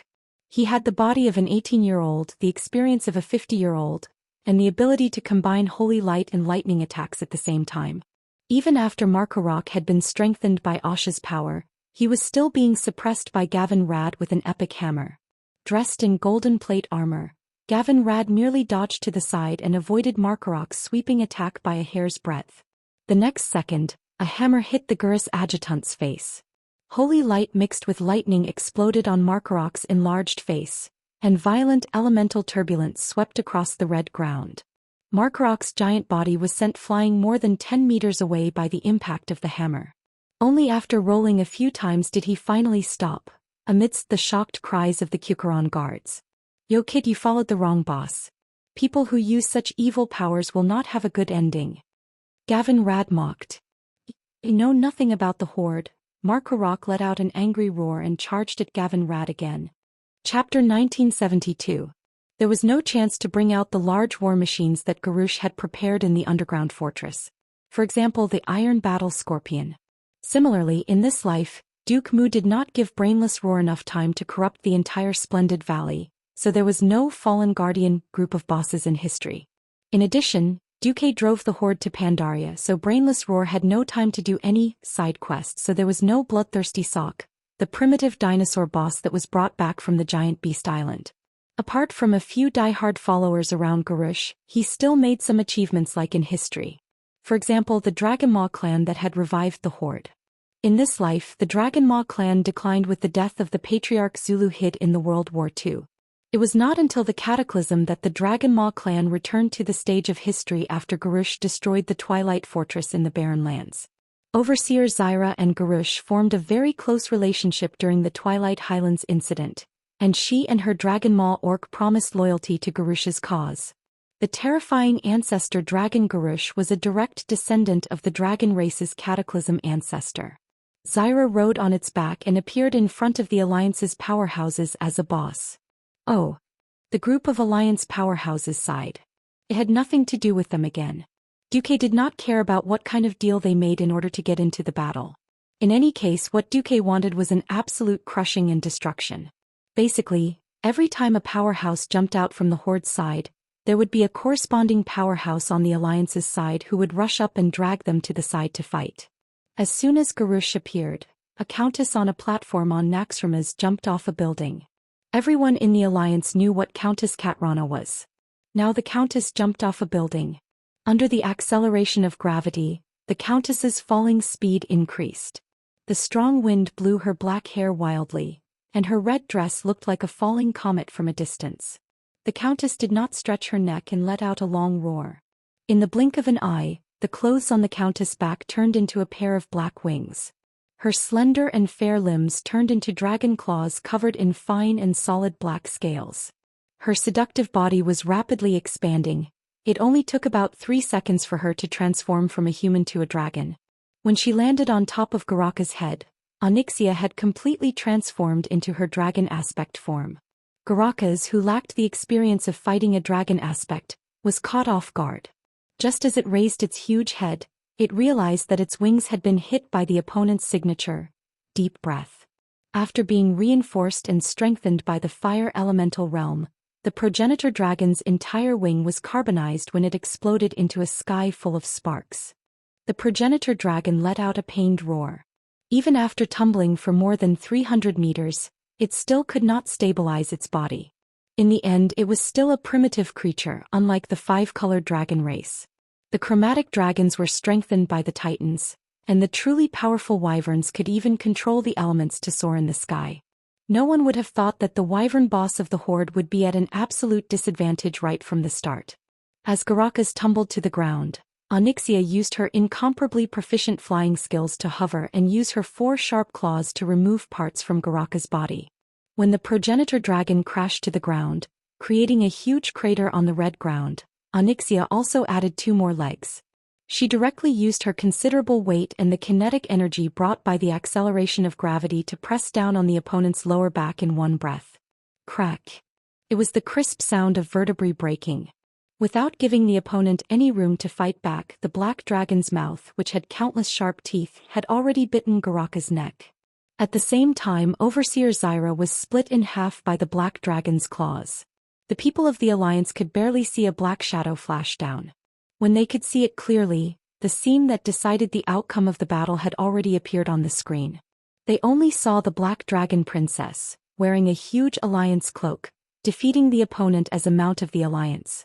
Regardless of whether it was the siege craftsman Haisu or the Karakasi heroes of the Mantis Demon, they were all hammered and killed one by one in front of this group of powerful people from the Alliance. This was not a battle of the same level. On the other side, Duque was still playing with brain-dead Roar. In the distance, more crown guards who had escaped from the volcanic eruption madly rushed over, but they were killed by the Alliance elites led by the Silver Hand. In the center of the battlefield there were not many Horde warriors still fighting. After another fierce clash, Thien used Ashbringer to suppress Nazgûl. Looking at the Horde general who was already riddled with scars, he finally could not bear to see him die. He suddenly whispered, "Surrender. You are not one of those madmen who disregard everything and the lives of the people for the sake of power. You are different from them. If you surrender, I swear in the name of the Holy Light that the Alliance will give you fair treatment." Nazgûl, of course, knew that he could not defeat Thien, but his answer was incomparably loud and clear. "I am Nazgûl, the fist of the chieftain, the Horde's commander. If today is the day I die, then I will die gloriously on the battlefield for the Horde. Is it worth it?" Thien was a little anxious. "Worth it? There is no such thing as not worth it. I am very happy that I am fighting a glorious battle with you. In the end, I stand on the side of the chieftain because this is my mission. If the person who defeats me in the end is you, I will also be very happy. Gurus will lead the orcs to destruction. Are you willing to do that? If the orcs are really going to go extinct, it is the will of the heavens. Otherwise, there will always be a hero who will lead the orcs and our world to prosperity." With that, another fierce clash ensued. This time Tyrion had miscalculated. In his imagination, it would be another clash of swords and axes. But at the last moment he did not know if Nazgûl's legs gave way, or if Thien still thought that Nazgûl was at his peak. Under the fierce attack of Ashbringer, it directly hit a large gap in Nazgûl's weapon. This directly broke his weapon. After Ashbringer, which was like a door plank slashed out, it did not stop at will. Ashbringer, which represented the extreme path of toughness, faithfully carried out the power that its master had given it. With a flash of golden light, a huge wound appeared from the right side of Nazgûl's neck to the left side of his abdomen. There was no pain, no regret. On the rough green face that was unique to the orcs, Nazgûl smiled. Although I have lost, it is still honorable. Loktar. Thien suddenly felt a pain in his heart. He had defeated countless enemies, but he had never thought that he would feel like his heart was being cut by a knife after being defeated. Chapter 1973. At the side, Duque, who saw this scene, secretly sighed. A true hero did not differentiate between strong and weak, noble or lowly, race or age. In the face of a powerful enemy that could not be defeated, perhaps 99% of people would choose to be a coward for life, but there would always be 1 in 10,000 people who would choose to stand up. Such people were often called heroes by the world. In Duque's memory, in the original history, Nazgûl appeared as a small soldier in the wrath of the Lich King. Then, during the Cataclysm, he became an army soldier, equivalent to the Alliance's knight captain. Finally, during the Mystery of Pandaria, he became the general of the Expeditionary Army. He could be said to be the leader of the Expeditionary Army. Some of the players who played with Duque before he transmigrated were also part of the Horde. Especially in Pandaria, there were all kinds of missions, all kinds of encounters, all kinds of ships, all kinds of sinking. But General Nazgûl was a true hero. This warrior caused all kinds of trouble and asked various heroes to clean up the mess. But at the critical moment he showed the courage, ability and wisdom that a warrior should have. It was no exaggeration to say that Nazgûl's entire experience formed an inspirational story of an ordinary orc soldier who grew up step by step to become an independent Horde general. In fact, Duque knew that General Nazgûl was the same as Wujin. There was no difference in their understanding of the Horde. It was just that the path they chose was different. The reason why he said this was because he had a reference by his side, Markarok. Markarok was a traditional orc who was brainwashed by brain-dead roar. They believed that other than Kukuron, any other race, including orcs from other clans, were untouchables. On the other hand, General Nazgûl treated every comrade who fought with him as a companion and a great warrior who grew up with him. Looking at Nazgûl, who was still acting like a human, and the Beastman army that had almost gone crazy, it wasn't easy for him to maintain his rationality under such circumstances, and he still refused to use Yashaji's power. In the past, Duque found it hard to understand why Nazgûl still chose to continue to follow the crazy Gurus even though he was very clear-headed. Later he found out that it was because Gurus recognized him. For all the orcs who were loyal, it was impossible for them to betray their benefactor. Nazgûl reminded Duque of Grom. In order to repay Duque's kindness, Grom didn't hesitate to give up his identity as the tribe's hero and become Duque's personal spirit after death. Even when the Alliance and the Horde were at war and the Alliance was about to attack his son, Grom chose to remain silent. Duque knew that if he gave the order, Grom would definitely attack Garush with his axe. Duque didn't do this because it was too cruel for a warrior who was truly worthy of respect. It is the father's fault for not teaching his son properly. But how could a father who had been cut off from his path of return and had no choice but to wander in another world for more than 10 years fulfill his duty of teaching? It was precisely because he knew about Nazgûl's deeds that if there was an uprising, Nazgûl would entrust all his hopes for the future of the Horde to the people he trusted. For a general who had already reached this level, Duque could only evaluate him as someone who was absolutely worthy of respect. Sometimes he felt sad for the Horde. It wasn't that the Horde didn't work hard, but the Alliance had him, Duque, as their boss. In comparison, he couldn't have too high of expectations for Sar. He couldn't blame Nazgûl either. After all, Nazgûl was only a rising star of the Horde. It was already very impressive that he could do this.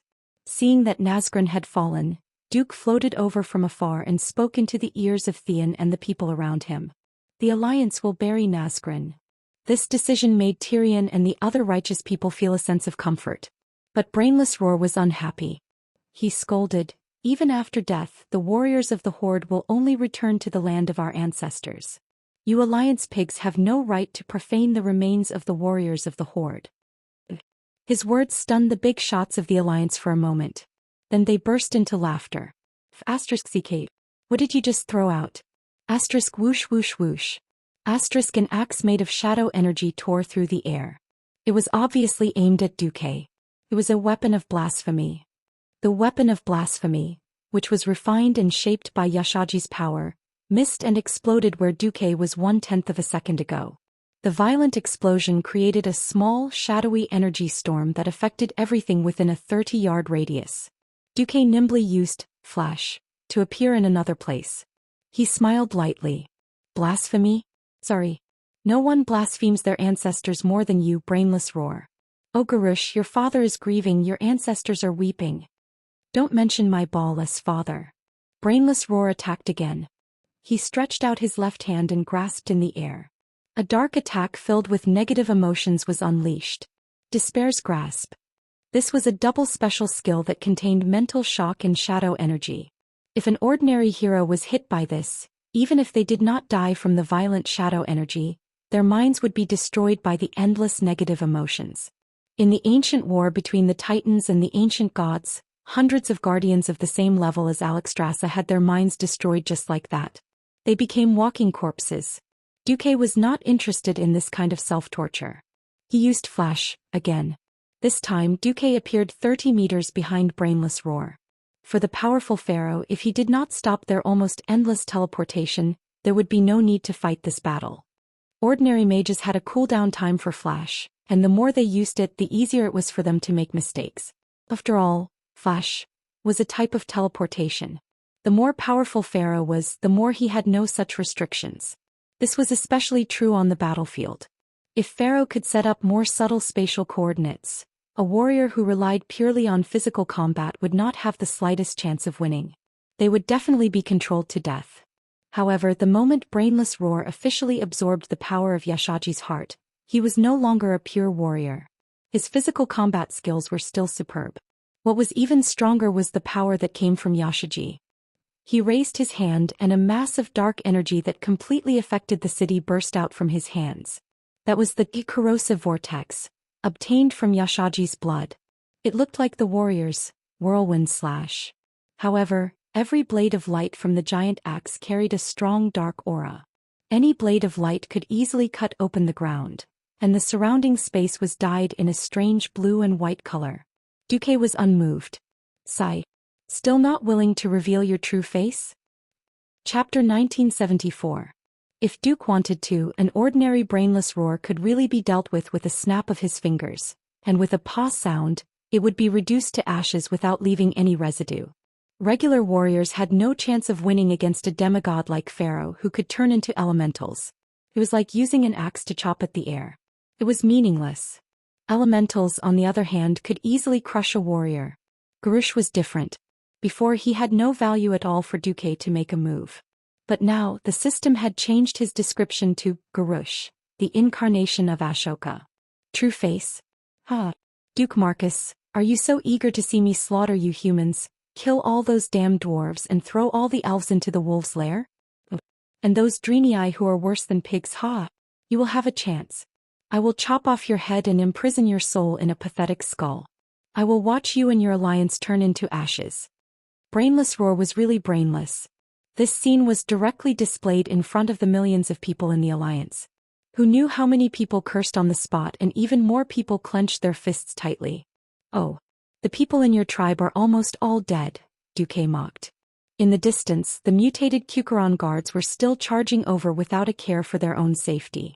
But just the Silver Hand and the Night Elf Sentinels were enough to make them suffer. Not to mention the Kirin Tor mages who were all Radiant Moon mages. Only the weak will die on the battlefield. I am the son of destiny. Only the powerful beastmen who survive are qualified to stand behind me. Garush roared and transformed. Garush suddenly opened his arms and arched his body. His neck seemed to be broken and the back of his head touched his back. His swollen muscles finally began to burst and countless purple-blue veins began to spread out from his shoulders, chest and thighs. The scene of them wriggling on the surface of his body, as if there were thousands of earthworms rolling under his skin, was simply explosive, enough to make any trypophobia sufferer collapse. Garush's entire body was like a gigantic inflatable doll, and his body rapidly expanded. 1 person tall, 2 people tall, 5 people tall, 10 people tall. In just 10 seconds, the originally 2.5 meters tall burly man had turned into a giant-like monster. The 2 decorative beast fangs on Garush's shoulders had been swallowed by his muscles, and countless spikes grew out of his bones and pierced through his flesh. Blood splattered out, and as soon as it sprayed into the air, clouds of ominous blue and white fog immediately spread out. The pain stimulated Garush's ferocity, causing him to let out a series of barbaric roars that were neither human nor beast. At this moment, if the audience had not seen Garush's true appearance just a moment ago, no one would have recognized this terrifying monster as the great chief of the tribe. Monster. The Alliance audience had a unanimous opinion. Mom, are all tribes so scary? An 8-year-old girl hugged her mother's thigh in horror. Yeah. That's how the big bad guy of the tribe killed your grandfather and grandmother back then. The cruel scene of the battle at the Door of Darkness 30 years ago once again appeared in the middle-aged woman's mind. At that time she was still a child and she had witnessed the most brutal massacre in the world. On the other side, a large amount of audience feedback came from Duque's magic net. He could not help but sigh inwardly at Braindead Roar's pig-like opponent. Not only did he have an enigmatic self-confidence and arrogance, but he also had the awareness of entering the ultimate villain boss. But he did not have the strength to respond. The positive image of the tribe that Sal had painstakingly created over the years had been easily destroyed by Braindead Roar. This was completely in line with the Alliance's propaganda needs. In front of the gigantic Garush, Duque looked too small. It felt as if Garush wanted to kill Duque as easily as an elephant crushing an ant. The audience watching this scene through the live broadcast was also worried. Dad, will Commander Marcus die? In Gold Flash City, a little boy tugged at his father's sleeve. The father's left arm was empty and his long sleeve fluttered in the wind, just in time to be tugged at by his own child. His back was perfectly straight, which was the unique posture of a soldier. On his face, which had a long scar that extended from the left side of his face to the left corner of his mouth, a hearty smile that did not match his resolute face appeared. He used his remaining right hand to touch his son's head. Silly child, don't worry. Lord Marcus is not only the greatest commander of our alliance, but he is also the most powerful human in the world. This has to start from when he, as the weakest mortal, killed the commander of the Burning Legion, Sardras, who possessed the demigod wizard Mediv. At that time he was only the lowest-level official wizard. Duque's rise had long been eulogized by countless bards in the alliance. In the past 30 years, Duque had walked step by step from the grassroots to the pinnacle of the alliance's power. He had fought in great battles and finally became a god as a mortal. This story had long been heard by the people of the alliance. But when it was told in this scene, it just happened to add a sense of history to Duque's battle. No problem. Lord Marcus is a man who has killed 2 ancient gods. Battle achievements were confidence. This sense of glory and pride filled the chests of every member of the alliance. No one interrupted the father's explanation, and the surrounding people nodded in agreement. Similar scenes were happening in the streets and alleys of various towns in the alliance, encouraging the new generation of young people to make a declaration of pursuing their dreams towards this great human hero that seemed so far away, yet so close at hand. When I grow up, I want to become a great man like Lord Duke Marcus. The people were eager to see the scene of Duque crushing Garush, but unfortunately the live signal began to deteriorate, and Sally Whitemane had to explain on the spot. The Horde's great chief Garush used a large amount of evil god power, which interfered with the magic transmission signal. I'm sorry, the transmission may be interrupted at any time. There was no way around it. Even if Duque filled Azeroth with all kinds of black technology talents, there would still be a situation of unbalanced technological development. Not every world had Da Vinci or Edison. Some things, even if one knew the direction, still needed a huge amount of practice and that 1% inspiration to cross the chasm of failure and set foot on the other side of victory. In fact, even with modern camera equipment, it was destined that the next scene would not be seen. Chapter 1975. A massive amount of shadow-attributed diabolic energy filled the center of the battlefield. Huge energy tornadoes with a diameter of more than 20 meters were everywhere. Blue and white colors interfered with all the elements. The Alliance powerhouses at the scene had their vision distorted by the air and heat, not to mention ensuring the transmission of the live broadcast. Garush used the method of casting a wide net to fill the space within a radius of 300 meters with evil energy that was full of negative mental energy. He was using this method to repel all other forces that did not conform to him. In Duque's mind, countless terrifying scenes also appeared. Unfortunately, Duque was the only special existence in the entire Azeroth. Mental attacks and whatnot, if they could not break through the multiple layers of mental defenses set up by Duque, it would be worse than watching a horror movie. Small pop-up windows appeared in Duque's vision. Unless Duque really wanted to die and put his consciousness into watch, any emotions such as despair, pain, envy, hatred and other emotions would not contaminate Duque's thoughts at all. At this time, Duque was like a so-called cloud player. He did not play the game himself but watched the video of other streamers clearing the game.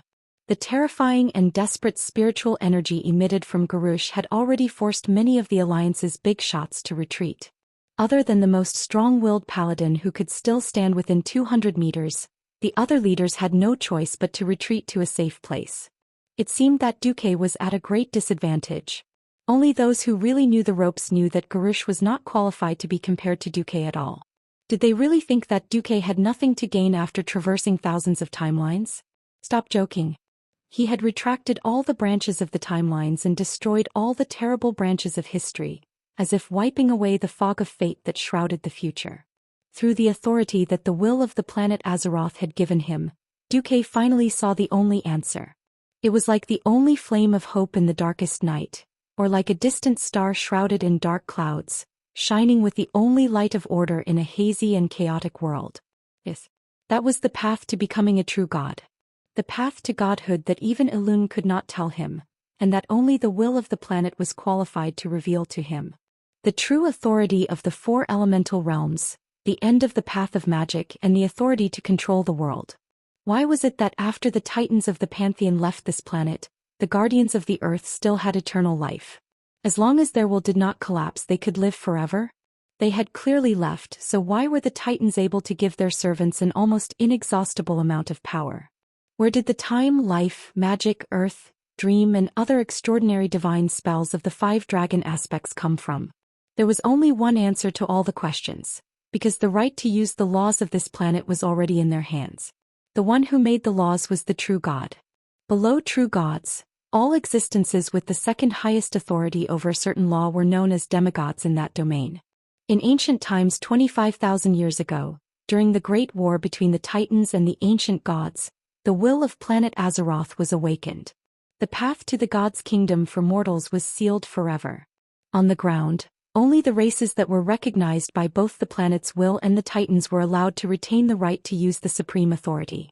For example, the Guardians of Order and the Pentashade Guardian Dragons. Especially the Pentashade Guardian Dragons, they were forcibly evolved from the primordial dragons of Azeroth using divine power. This was more like an agreement between the Star Souls and the Titans.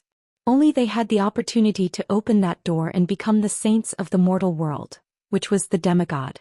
Until the Great War at the Dark Portal, which triggered a change in the world order, a large number of mortal heroes came into being and started this vigorous era. The will of planet Azeroth had no choice but to open a gap in this door again. The relationship between the planet and the intelligent races living on it was a bit like the relationship between humans and parasites such as mites on the human body. This was symbiosis. Without special means, of course, humans could not notice the movements of mites.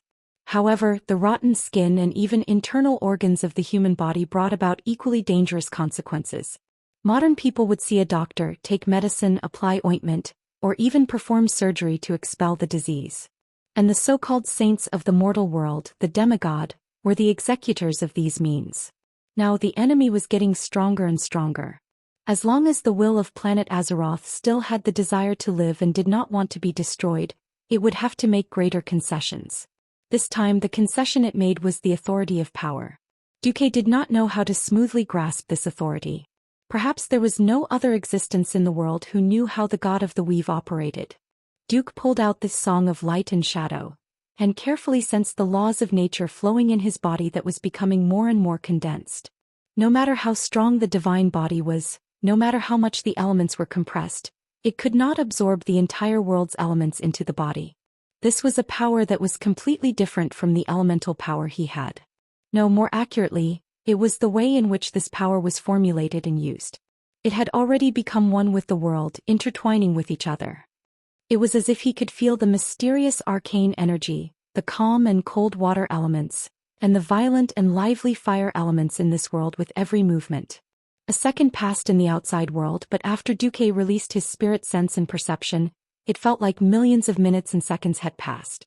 As long as Duque willed it, the molecular structure of every fire element, water element, and arcane energy could be magnified thousands of times in his eyes, like a giant picture.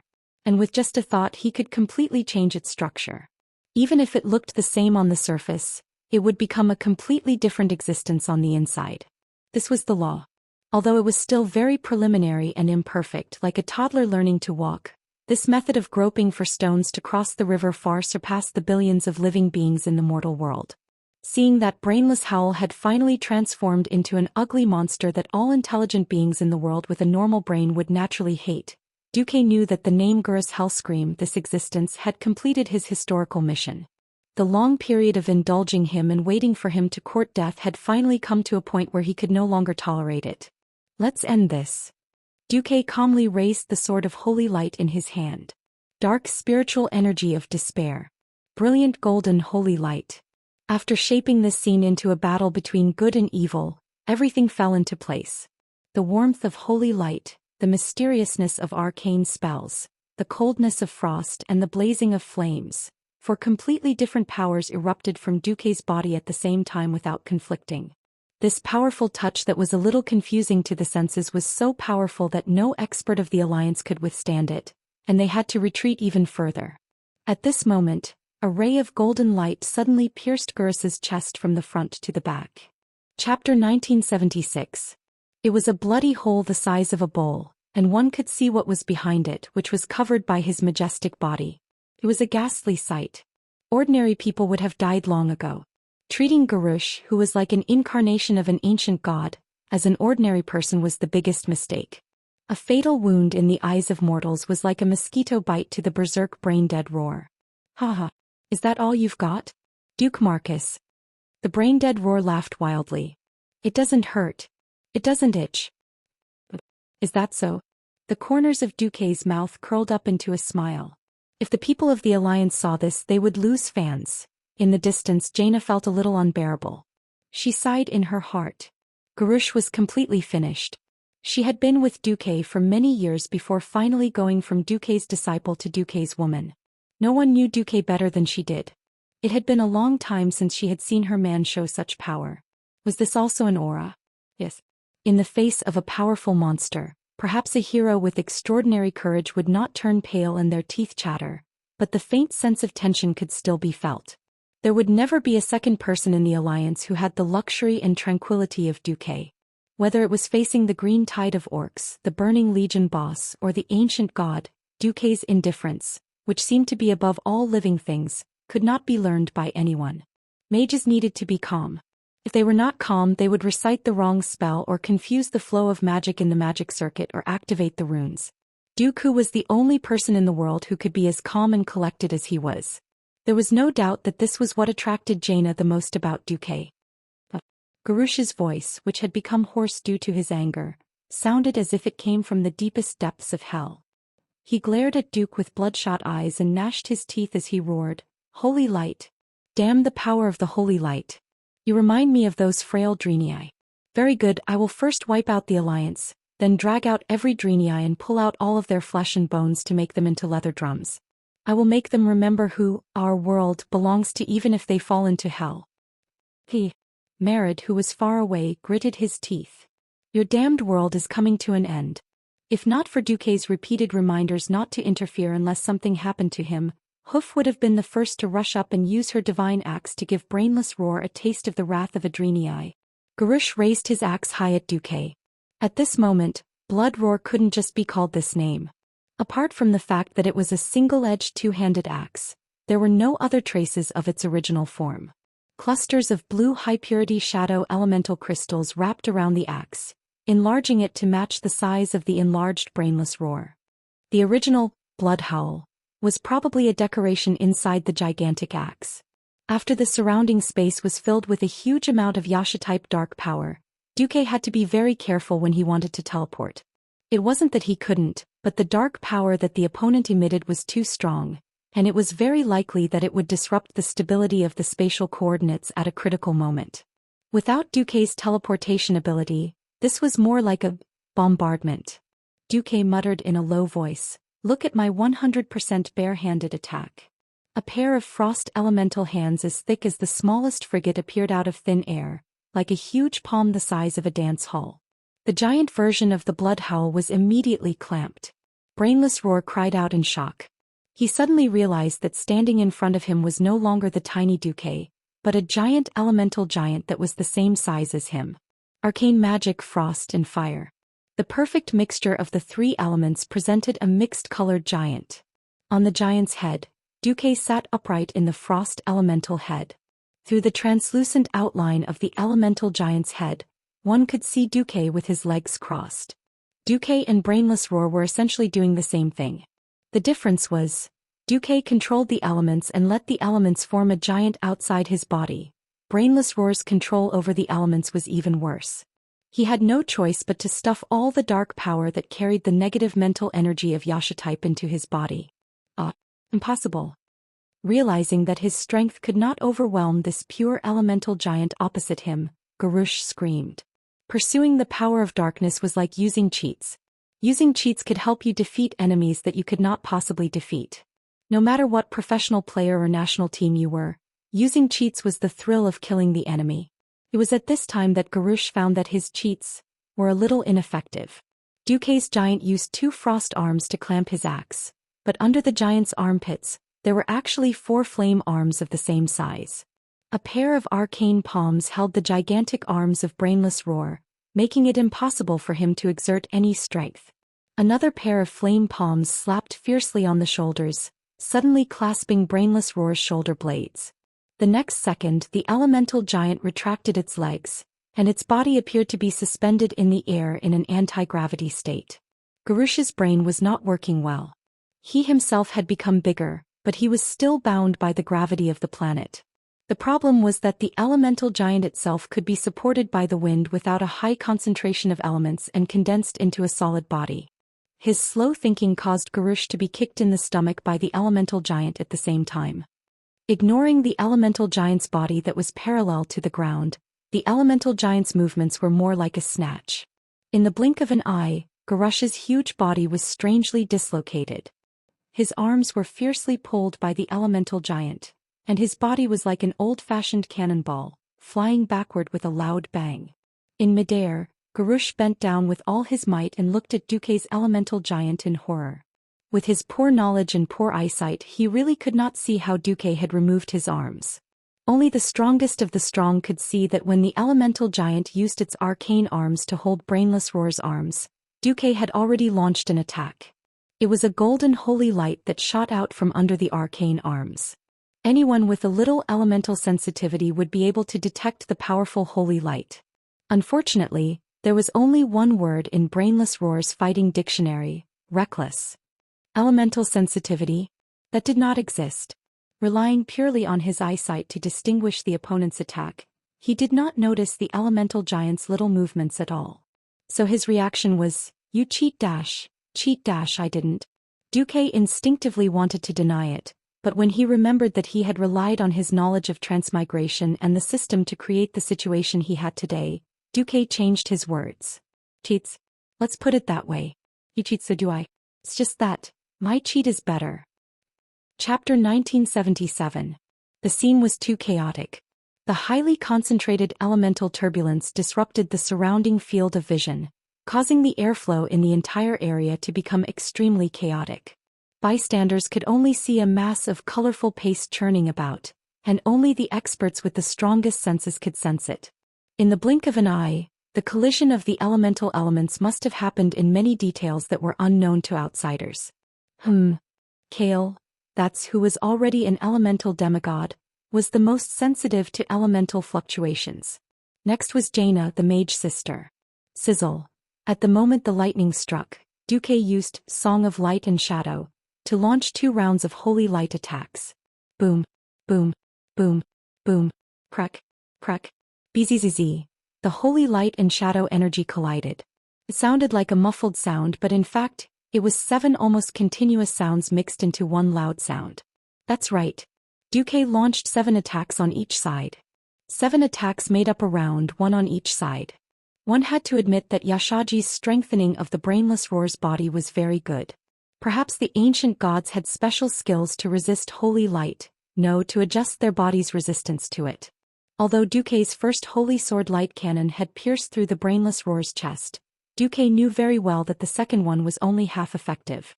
Duque had a lot of experience dealing with this kind of physique. Including the fleeting nature element, the continuous slashes of holy light, arcane, ice, fire and nature elements made Garush's arms lose the opportunity to use the elements to wrestle with it. Bystanders couldn't detect it, but in fact after the 5th round of attacks, Garush's giant arms had begun to tremble at a high frequency. At this moment, a sudden wave of shadow energy made Garush's arms completely unable to adapt to it. In the end, it was the gorgeous holy light that was like the rising sun. Yashaji, who could no longer maintain his dark power, lost all resistance under the continuous multi-elemental attacks. Faced with the blazing holy light that emitted a high temperature, Garush's thick shoulder was completely deformed by the holy light within a 10th of a second. The power of the holy light that was gathered to the extreme did not dissipate at all.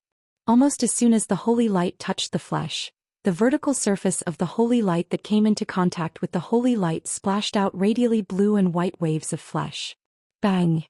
The elemental giant, who was in the air parallel to the ground, gave a kick, causing even more elements to explode in their original positions, bursting forth with even greater shockwaves, spreading outwards in circles. It was a ripple formed by a mixture of many elements. It mixed up the surrounding dust and gravel and rolled into an elemental storm, turning the surroundings into a mess. As for the giant version of Brainless Roar that was kicked away by the elemental feet, its condition was even worse. Even though his huge body had already flown into the air, the shockwave brought about by the huge air pressure was still like plowing the ground, causing the incomparably exaggerated cracks on the ground to extend backwards. Finally, after flying for more than 300 meters, he crashed into a section of Orgrimmar's city wall that had yet to completely collapse. More cracks appeared on the already crumbling wall, and 3 seconds later, it collapsed with a loud bang. This was not the end. Duque gave Queen Xi a small look. Queen Xi elegantly raised 2 fingers. Snap. A crisp snap of her fingers. A gust of strong wind swept across the red earth that was filled with turbid energy turbulence. Everywhere it passed, everything in its path was blown away. Most likely, it was blown into the riverbed of the River of Wrath. At the same time, a flame whip extended from the elemental giant's flaming arm, like a lasso in one breath. It wrapped around the neck of the brainless roar who had fallen into the pile of rubble and pulled him back. The elemental giant stepped on Brainless Roar's back, and Brainless Roar's huge face sank more than 2 meters into the ground. It was only when the turbulence dispersed that the surrounding people saw what had happened. The faces of the crown guards who had not died all showed a look of horror at the same time, and they screamed in unison, "No!" Those with insufficient perception had already missed many of them. The mortals could only see the Brainless Roar being stepped on in the bloody mist that filled the sky. Those with sharp eyes saw that the elemental giant had elegantly thrown away the 2 huge broken arms, and at the same time, the wounds on the arms and the body were spurting out blue and white blood filled with an evil aura. The live broadcast returned to normal and every member of the Alliance had their mouths agape.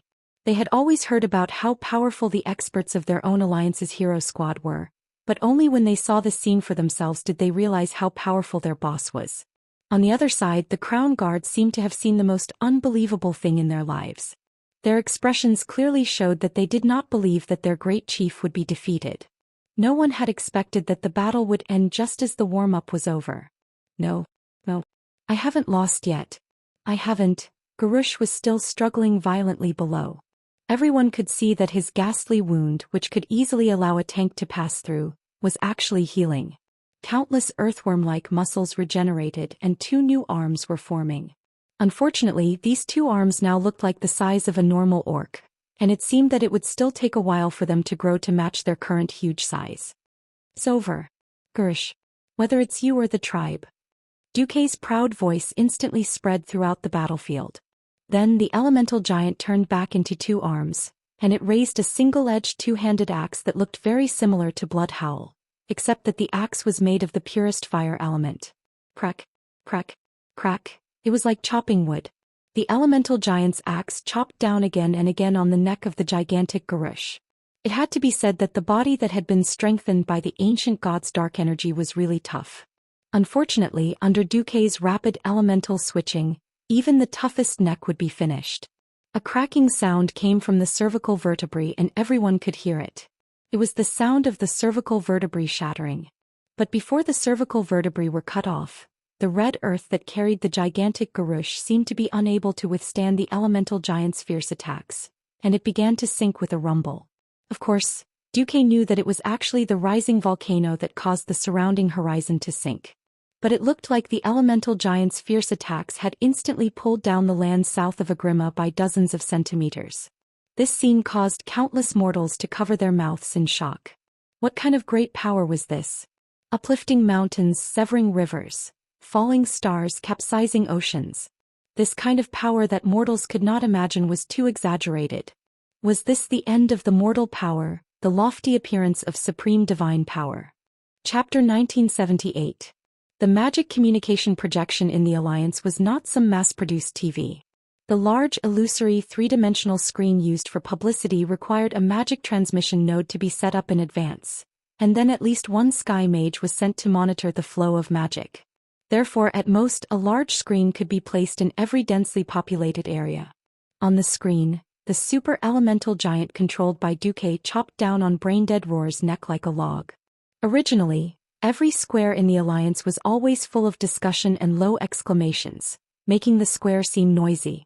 But at this time every square in the Alliance seemed to be under some kind of silent spell, and the squares of all sizes gradually quieted down. The silence was just an illusion before the storm. 1 chop, 2 chop, 3 chop, 7 chop. When the elemental giant's axe was finally like an executioner, ruthlessly chopping off Gursa's huge and ugly head. The crowd continued to be quiet for a few seconds. But in these few seconds, it felt like the emotions of all the Alliance people were like springs that had been pressed to the bottom. Pressed to the end, it was either collapse or the most thorough explosion. Sally Whitemane's excited voice just happened to ring out at this moment. Did you see it? The people of the Alliance. Every soldier who fought or stuck to their posts. Did you see it? Just now, the Supreme Commander of the Alliance, His Excellency Duke Marcus, finally used his elemental giant to chop off the head of the Horde's chief, Gurus Hellscream. The death of Gurus, who colluded with the ancient god Yashaji, symbolizes the destruction of the evil Horde. The Alliance has won.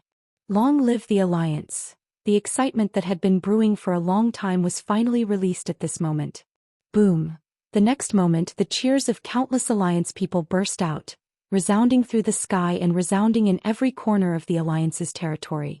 From the most prosperous Eastern Kingdom continent, to Snow Northrend, which had long been allocated, to Kalimdor, which had been in constant conflict for more than a decade, and finally to Pandaria, which had recently joined the Alliance. On every continent in Azeroth, the fanatical cheers of the Alliance people soared. Long live the Alliance. We won. The soldiers raised the weapons in their hands and their fists. The passionate girls kissed every Alliance soldier they saw. The older generation of the Alliance kept wiping away their tears in excitement. The cruel images of their homes being destroyed by the Horde flashed in their minds like a movie, and the voices and smiles of their loved ones who had lost their lives kept replaying in their minds. Long live.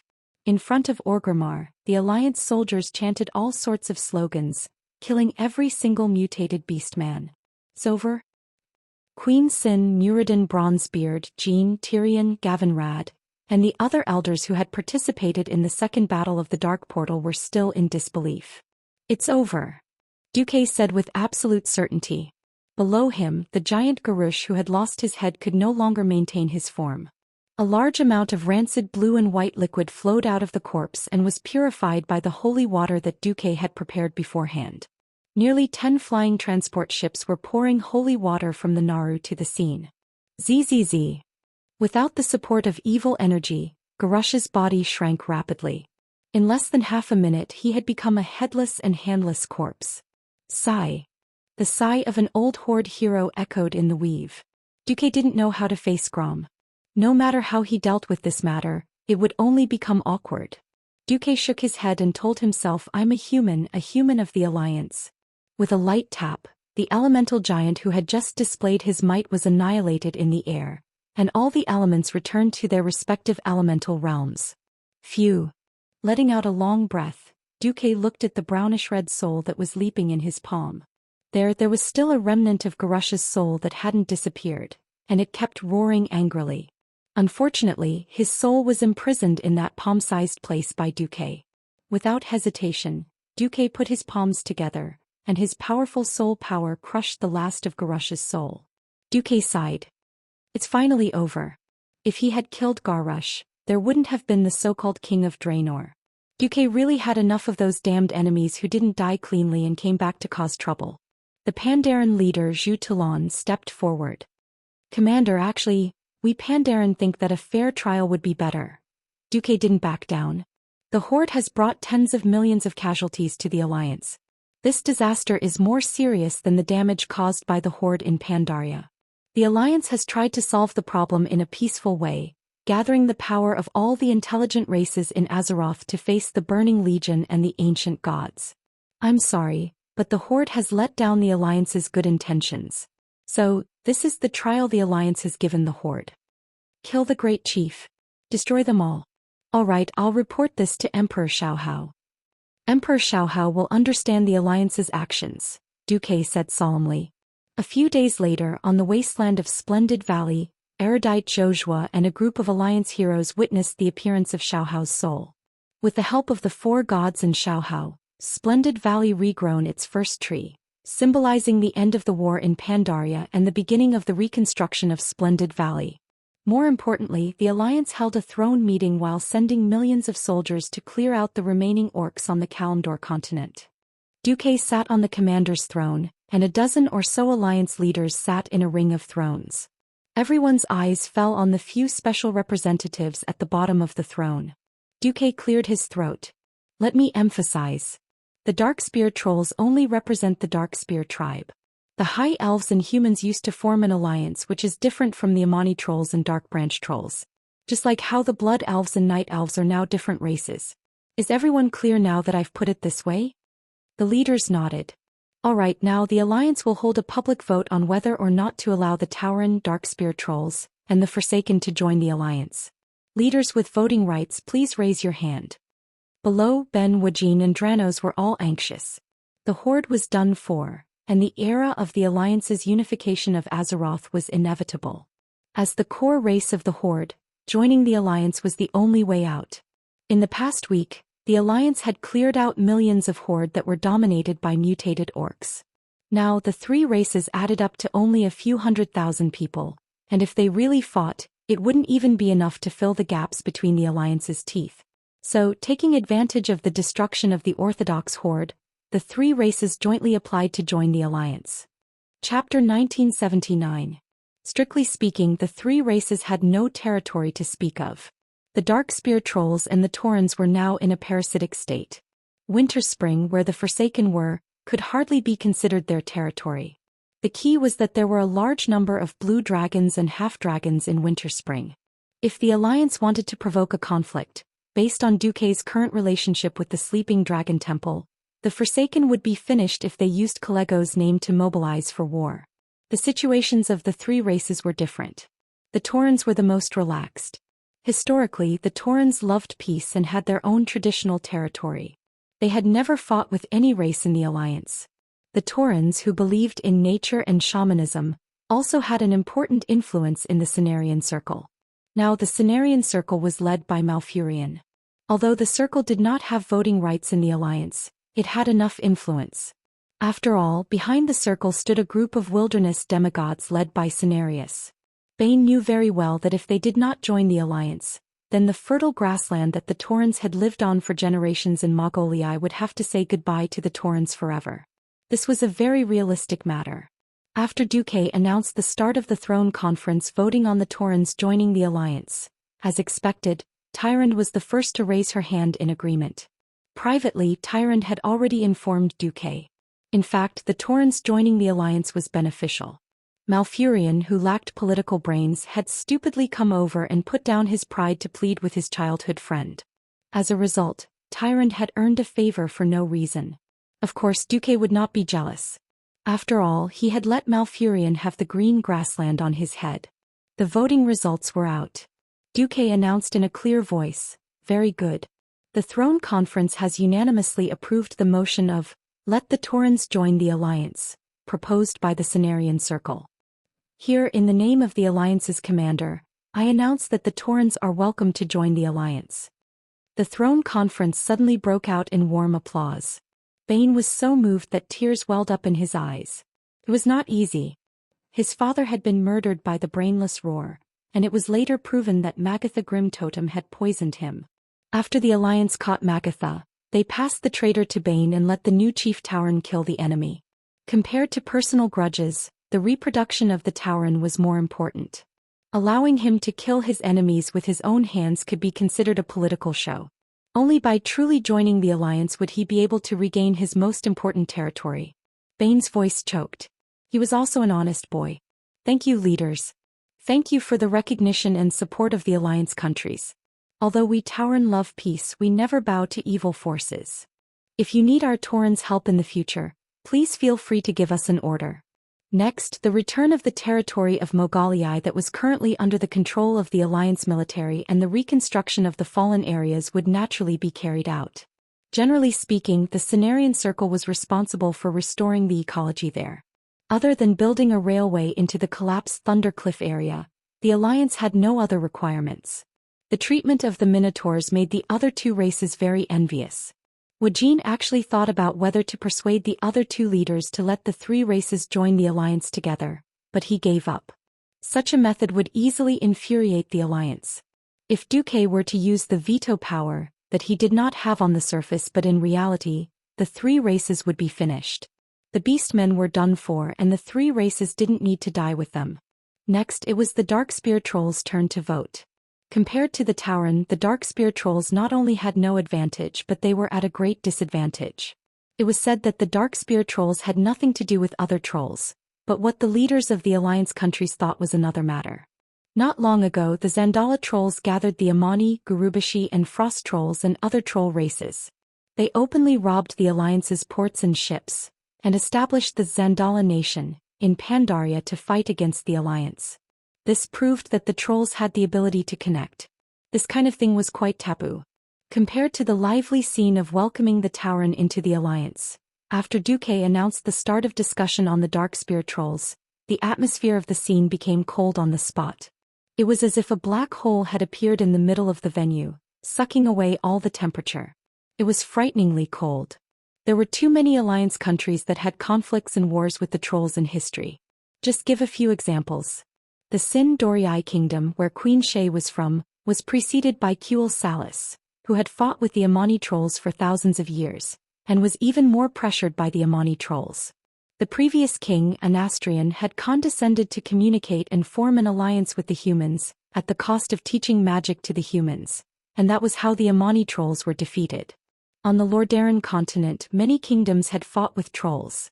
For example, the Wildhammer dwarves, the Evil Branch and the Withered Tree clan of the Eagle Nest Mountain. Another example was the king of the Stormguard kingdom, Danath Trollbane. God's mother Trollbane, itself meant troll killer. There were also the Frostmane trolls and Winter Axe trolls all over the snowy mountains of the Eastern Kingdom continent, respectively harassing Alterac and Dan Molo. Further south was the Stormwind kingdom, which often fought with the remnants of the Gurubashi Empire. It was no exaggeration to say that just by looking at the trolls' race, they had offended most of the alliance to death. Wujin knew he had to do something. He stepped forward, bowed and put his right hand on his left shoulder. Respected leaders of the alliance, the great commander of the alliance, Wujin, the leader of the dark spear trolls, would like to speak. Go ahead. Duque agreed. Wujin cleared his throat. Before voting, I would like to emphasize on behalf of the dark spear trolls that there is a very big difference between trolls and trolls. Just like how humans formed today's 7 kingdoms through reproduction and competition for territory over a long period of time. The trolls have also split into many different races and kingdoms over the last 30,000 years. Wujin spent 5 minutes briefly explaining the structure of the trolls. The Zandala trolls were the ancestors of all trolls, so the Zandala tribe was a relatively special branch of trolls. They were born with a righteous name. They split into 4 major branches. Forest trolls. Represented by the Amani trolls, there were clans such as Fire Tree, Evil Tooth, Evil Branch, Rotten Moss, Burning Thorn and Deadwood. Sand trolls. Represented by the Sand Fury clan of Zul Furakri in the Tanaris Desert in the south of the Kalimdor continent. Forest trolls.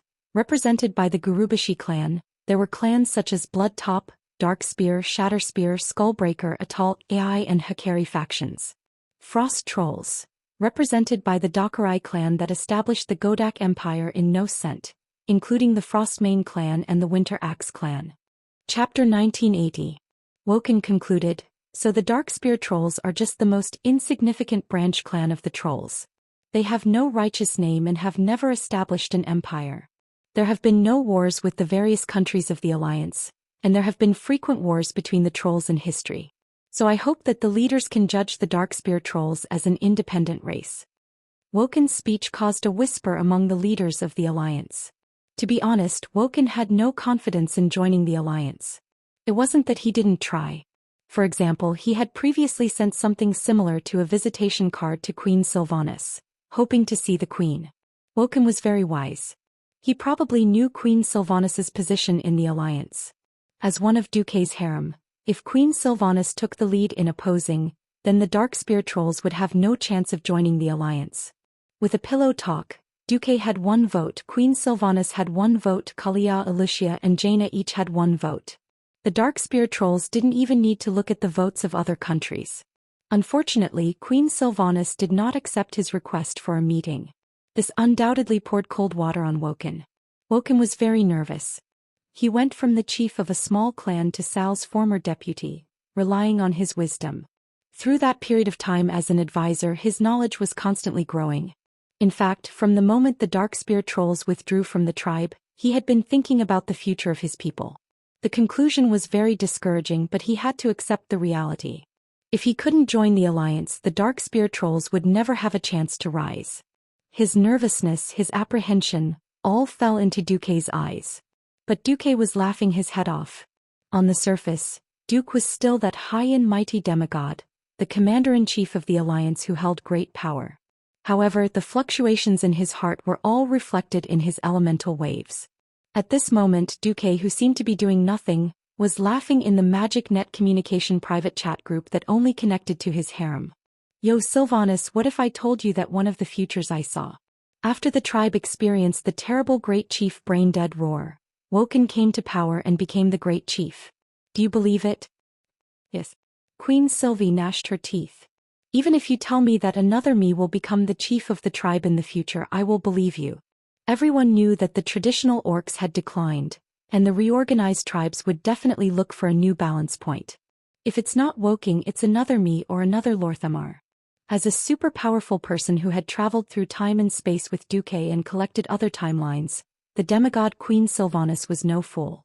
She knew how things would develop. He thought about how he had died in another timeline and became the ugly and cold queen of the Forsaken. His little brother Theron had even become a big shot.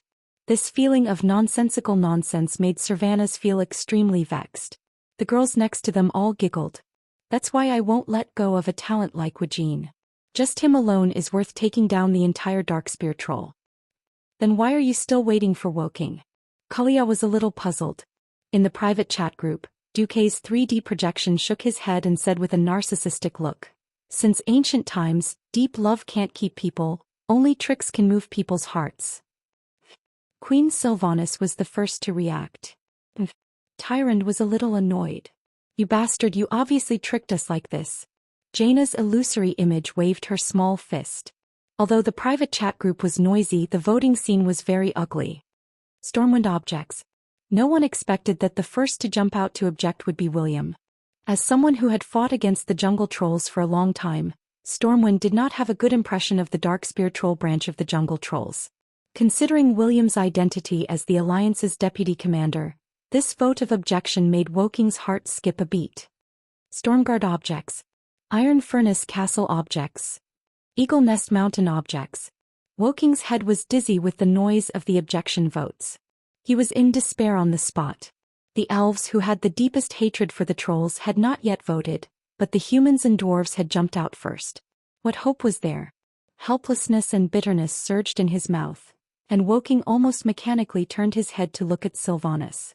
It was not that he had any hope for Queen Sylvanas, but he was waiting for Queen Sylvanas to pass the final judgment anyway. Who knew the green eyes that were supposed to be filled with anger were a little thought-provoking. Queen Sylvanas spoke. "Mr. Woking is right about one thing. The same origin does not mean that they are all evil. Just like how we cannot confuse the Eridar tribe who joined the Burning Legion with the Draenei tribe who believe in the Holy Light.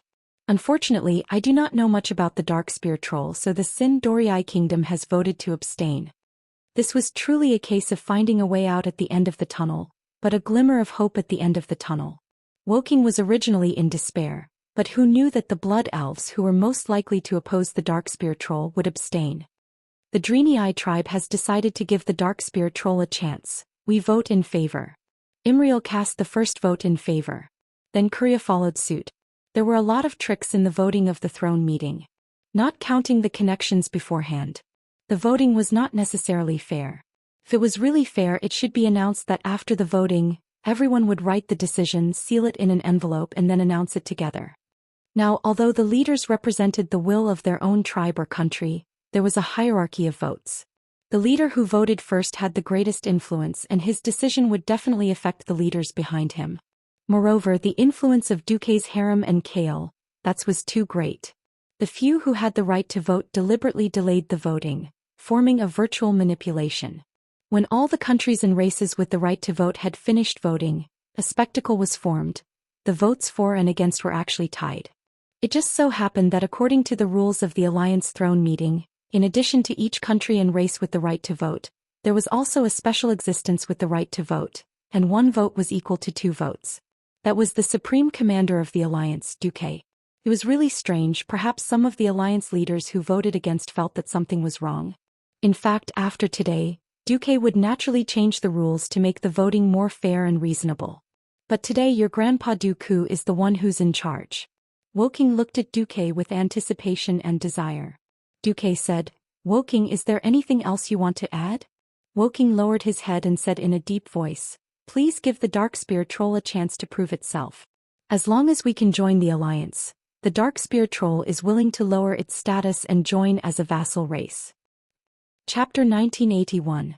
The races and organizations in the alliance were divided into 3 classes. The first class would definitely be the countries, races, and organizations that had the right to vote in the Throne Conference. Once any member was attacked by an enemy, it would be seen as a declaration of war against all members of the alliance. The second category was the independent military paramilitary organizations and races that cooperated with the alliance. They had the obligation to participate in defensive battles, but not offensive ones. They had the right to propose a limited number of motions at the Alliance Throne Conference each year, but they did not have the right to vote. The most famous of this level were the Cenarian Circle, the Silver Hand Knights, the Silver Dawn, and the newly promoted Naga tribe. The third tier was the vassal races. To put it bluntly, they were equivalent to a slave army. They could only follow the decisions of the Alliance Throne unconditionally. Currently, there were murlocs on Courage Spugmen and bear monsters at this level. Wujin was willing to lower himself to the 3rd level. This was for the future of his race. He didn't even care about his moral integrity. If the 3rd tier entered the alliance, they would at least be on the same side. Perhaps they would be treated as cannon fodder, but at least there was hope. As a matter of fact, Naga had already been upgraded by 1 level, and it was said that the Kiraji insect people might also be upgraded by 1 level. The alliance would consider the merits of the vassal races. Unexpectedly, Duque said, Mr. Woken. The Alliance Throne was currently discussing whether or not the Darkspear Trolls had the right to join the Alliance as a first-tier race, not demotion. If you want to downgrade, please withdraw this proposal and reapply to the Alliance for a vote. Are you sure you want to do this? Wujin was stunned. He really wasn't good at pseudo-democracy. His mouth trembled, not knowing what to say. If they withdrew the proposal, wouldn't it be a waste of the leader's time? With a belly full of anger, it was possible that those who voted for it would change to vote against it the next time. Was there anyone who didn't want to work in the 1st rank and ran to the 3rd rank to be a lackey? Staring at Duque for a long time, Wujin couldn't see anything. But when he thought of how Duque had allowed Sal to bring more than 100,000 orcs who had escaped to the west in order to fight against the Scourge army, Wujin understood. No. I believe in the foresight of the alliance leaders, and I believe in Commander Marcus' judgment of the future even more. Downgrading was just to express the Darkspear Troll's strong desire to join the alliance. The Darkspear Troll and I believe in and accept all decisions made by the alliance. Wujin bowed and lowered his head. In a certain private ManaNet communication group, it had long since exploded. Yo, the little troll is pretty smart. Is it really like what Duque said? Tricks move people's hearts? He. You're so bad. Duque pretended not to hear the complaints of his harem. From another angle, to be able to operate in the alliance also proved that Duque's influence was unparalleled. Alright, I will announce my decision as the commander of the alliance. In reality, this is also the decision of this throne meeting. The decision is, agree. Duque finally revealed a smile. His body was lifted by the fire elements and floated down. He arrived in front of Wujin and extended his right hand. Welcome Darkspear Trolls to the alliance. Thank you. Thank you so much. Wujin's hand was very big. He tried to control the strength and angle and shook hands with Duque. As smart as Wujin was, of course, he thought that it was likely that Duque was operating. Knowing this, he still felt a burst of excitement. There was no need to be afraid anymore. The alliance was a behemoth, and as an enemy, it was undoubtedly very terrifying. Once he entered the alliance, it would be a different story.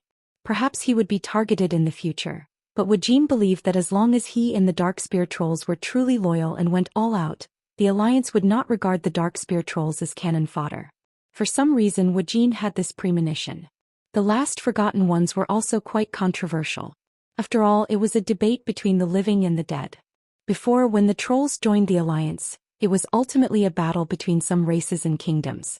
The addition of the undead was a conflict between the Forgotten Ones and all the living. From the beginning, Delano was very smart not to target the first tier for the application.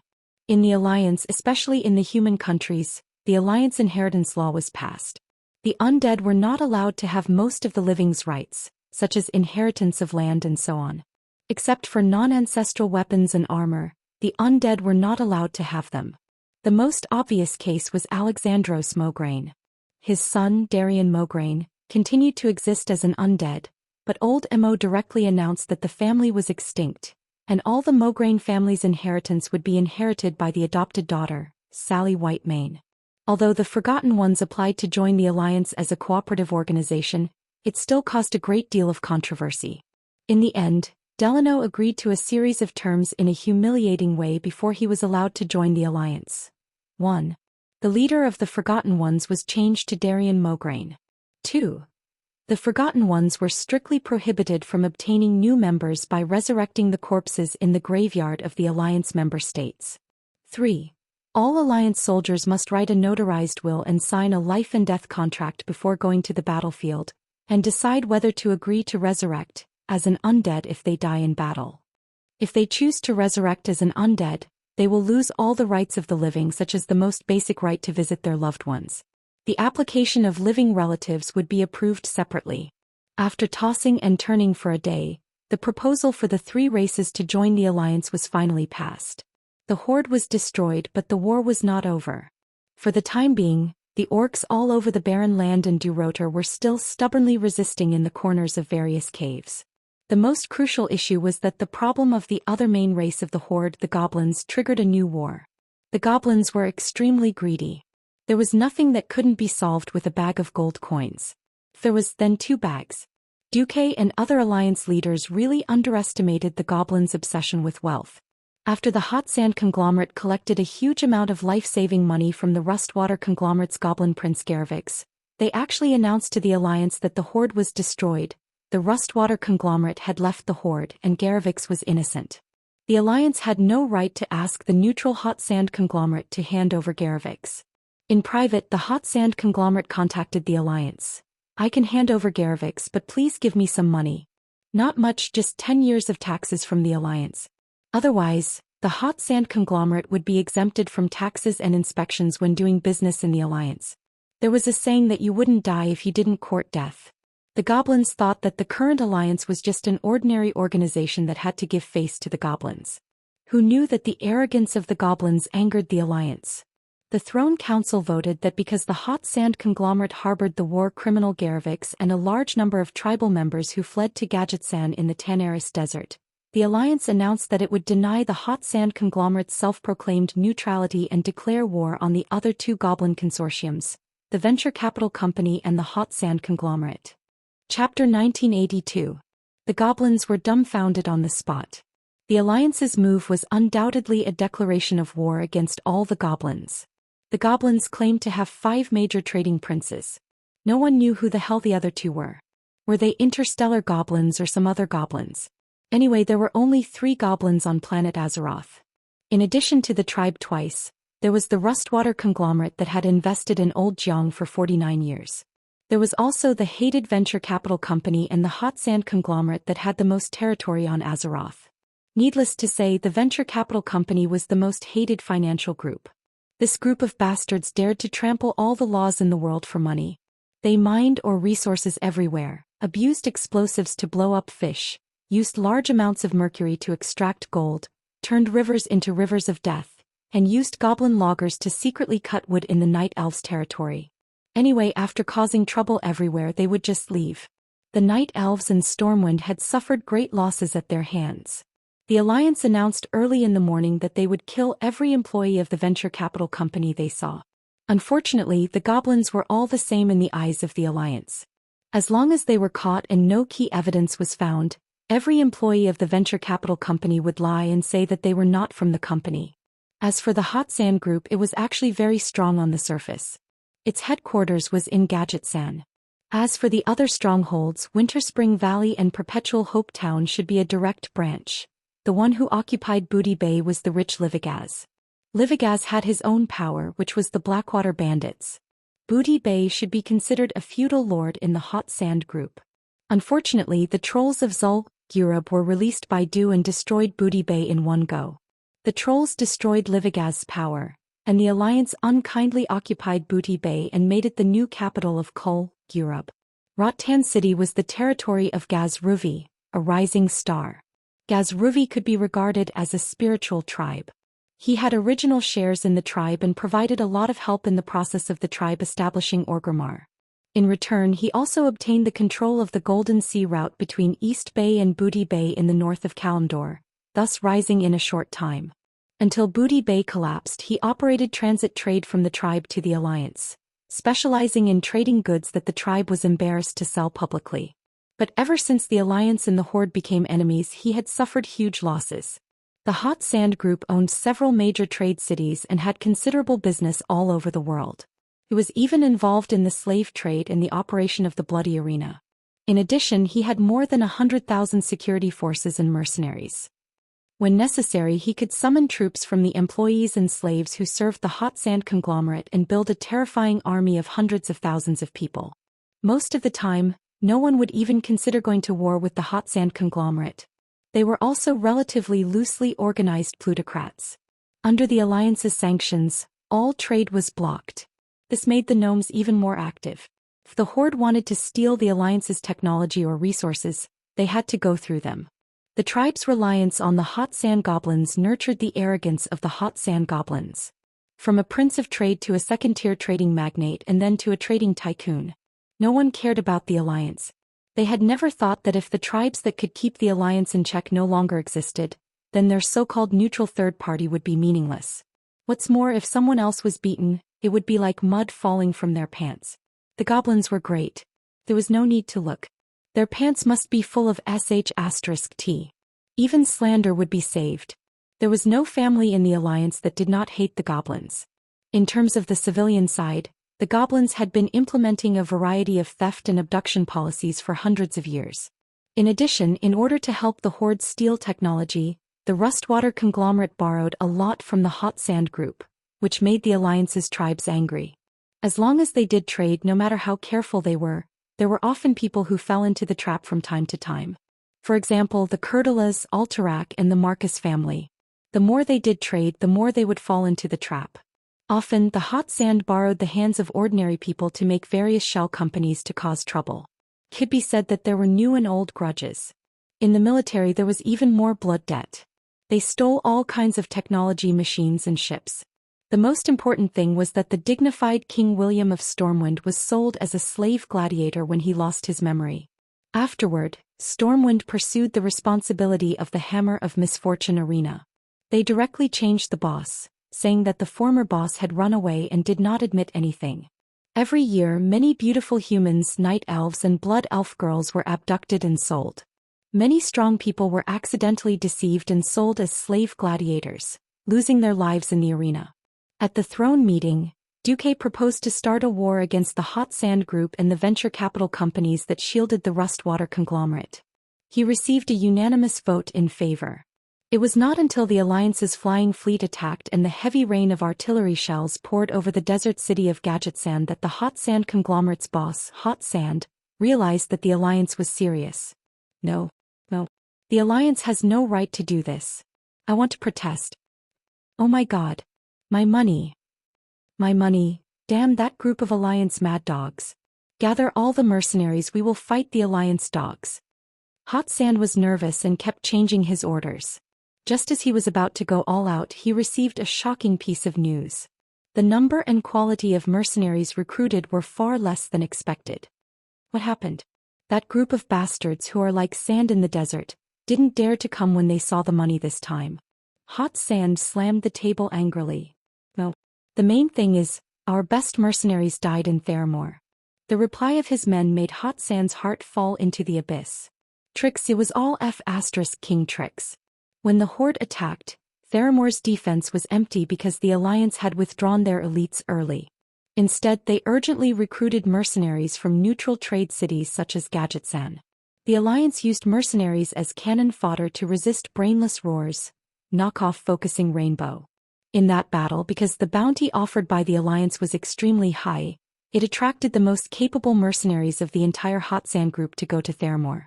Afterward, even though the Alliance fulfilled its promise and paid all the pensions. In fact, the Alliance had greatly weakened the war potential of the goblins at that time. The goblins did not have a modern air force.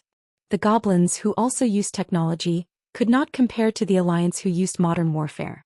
The Dark Portal 29, December 20th, 3 months after the destruction of the Orthodox Horde, the goblins were destroyed.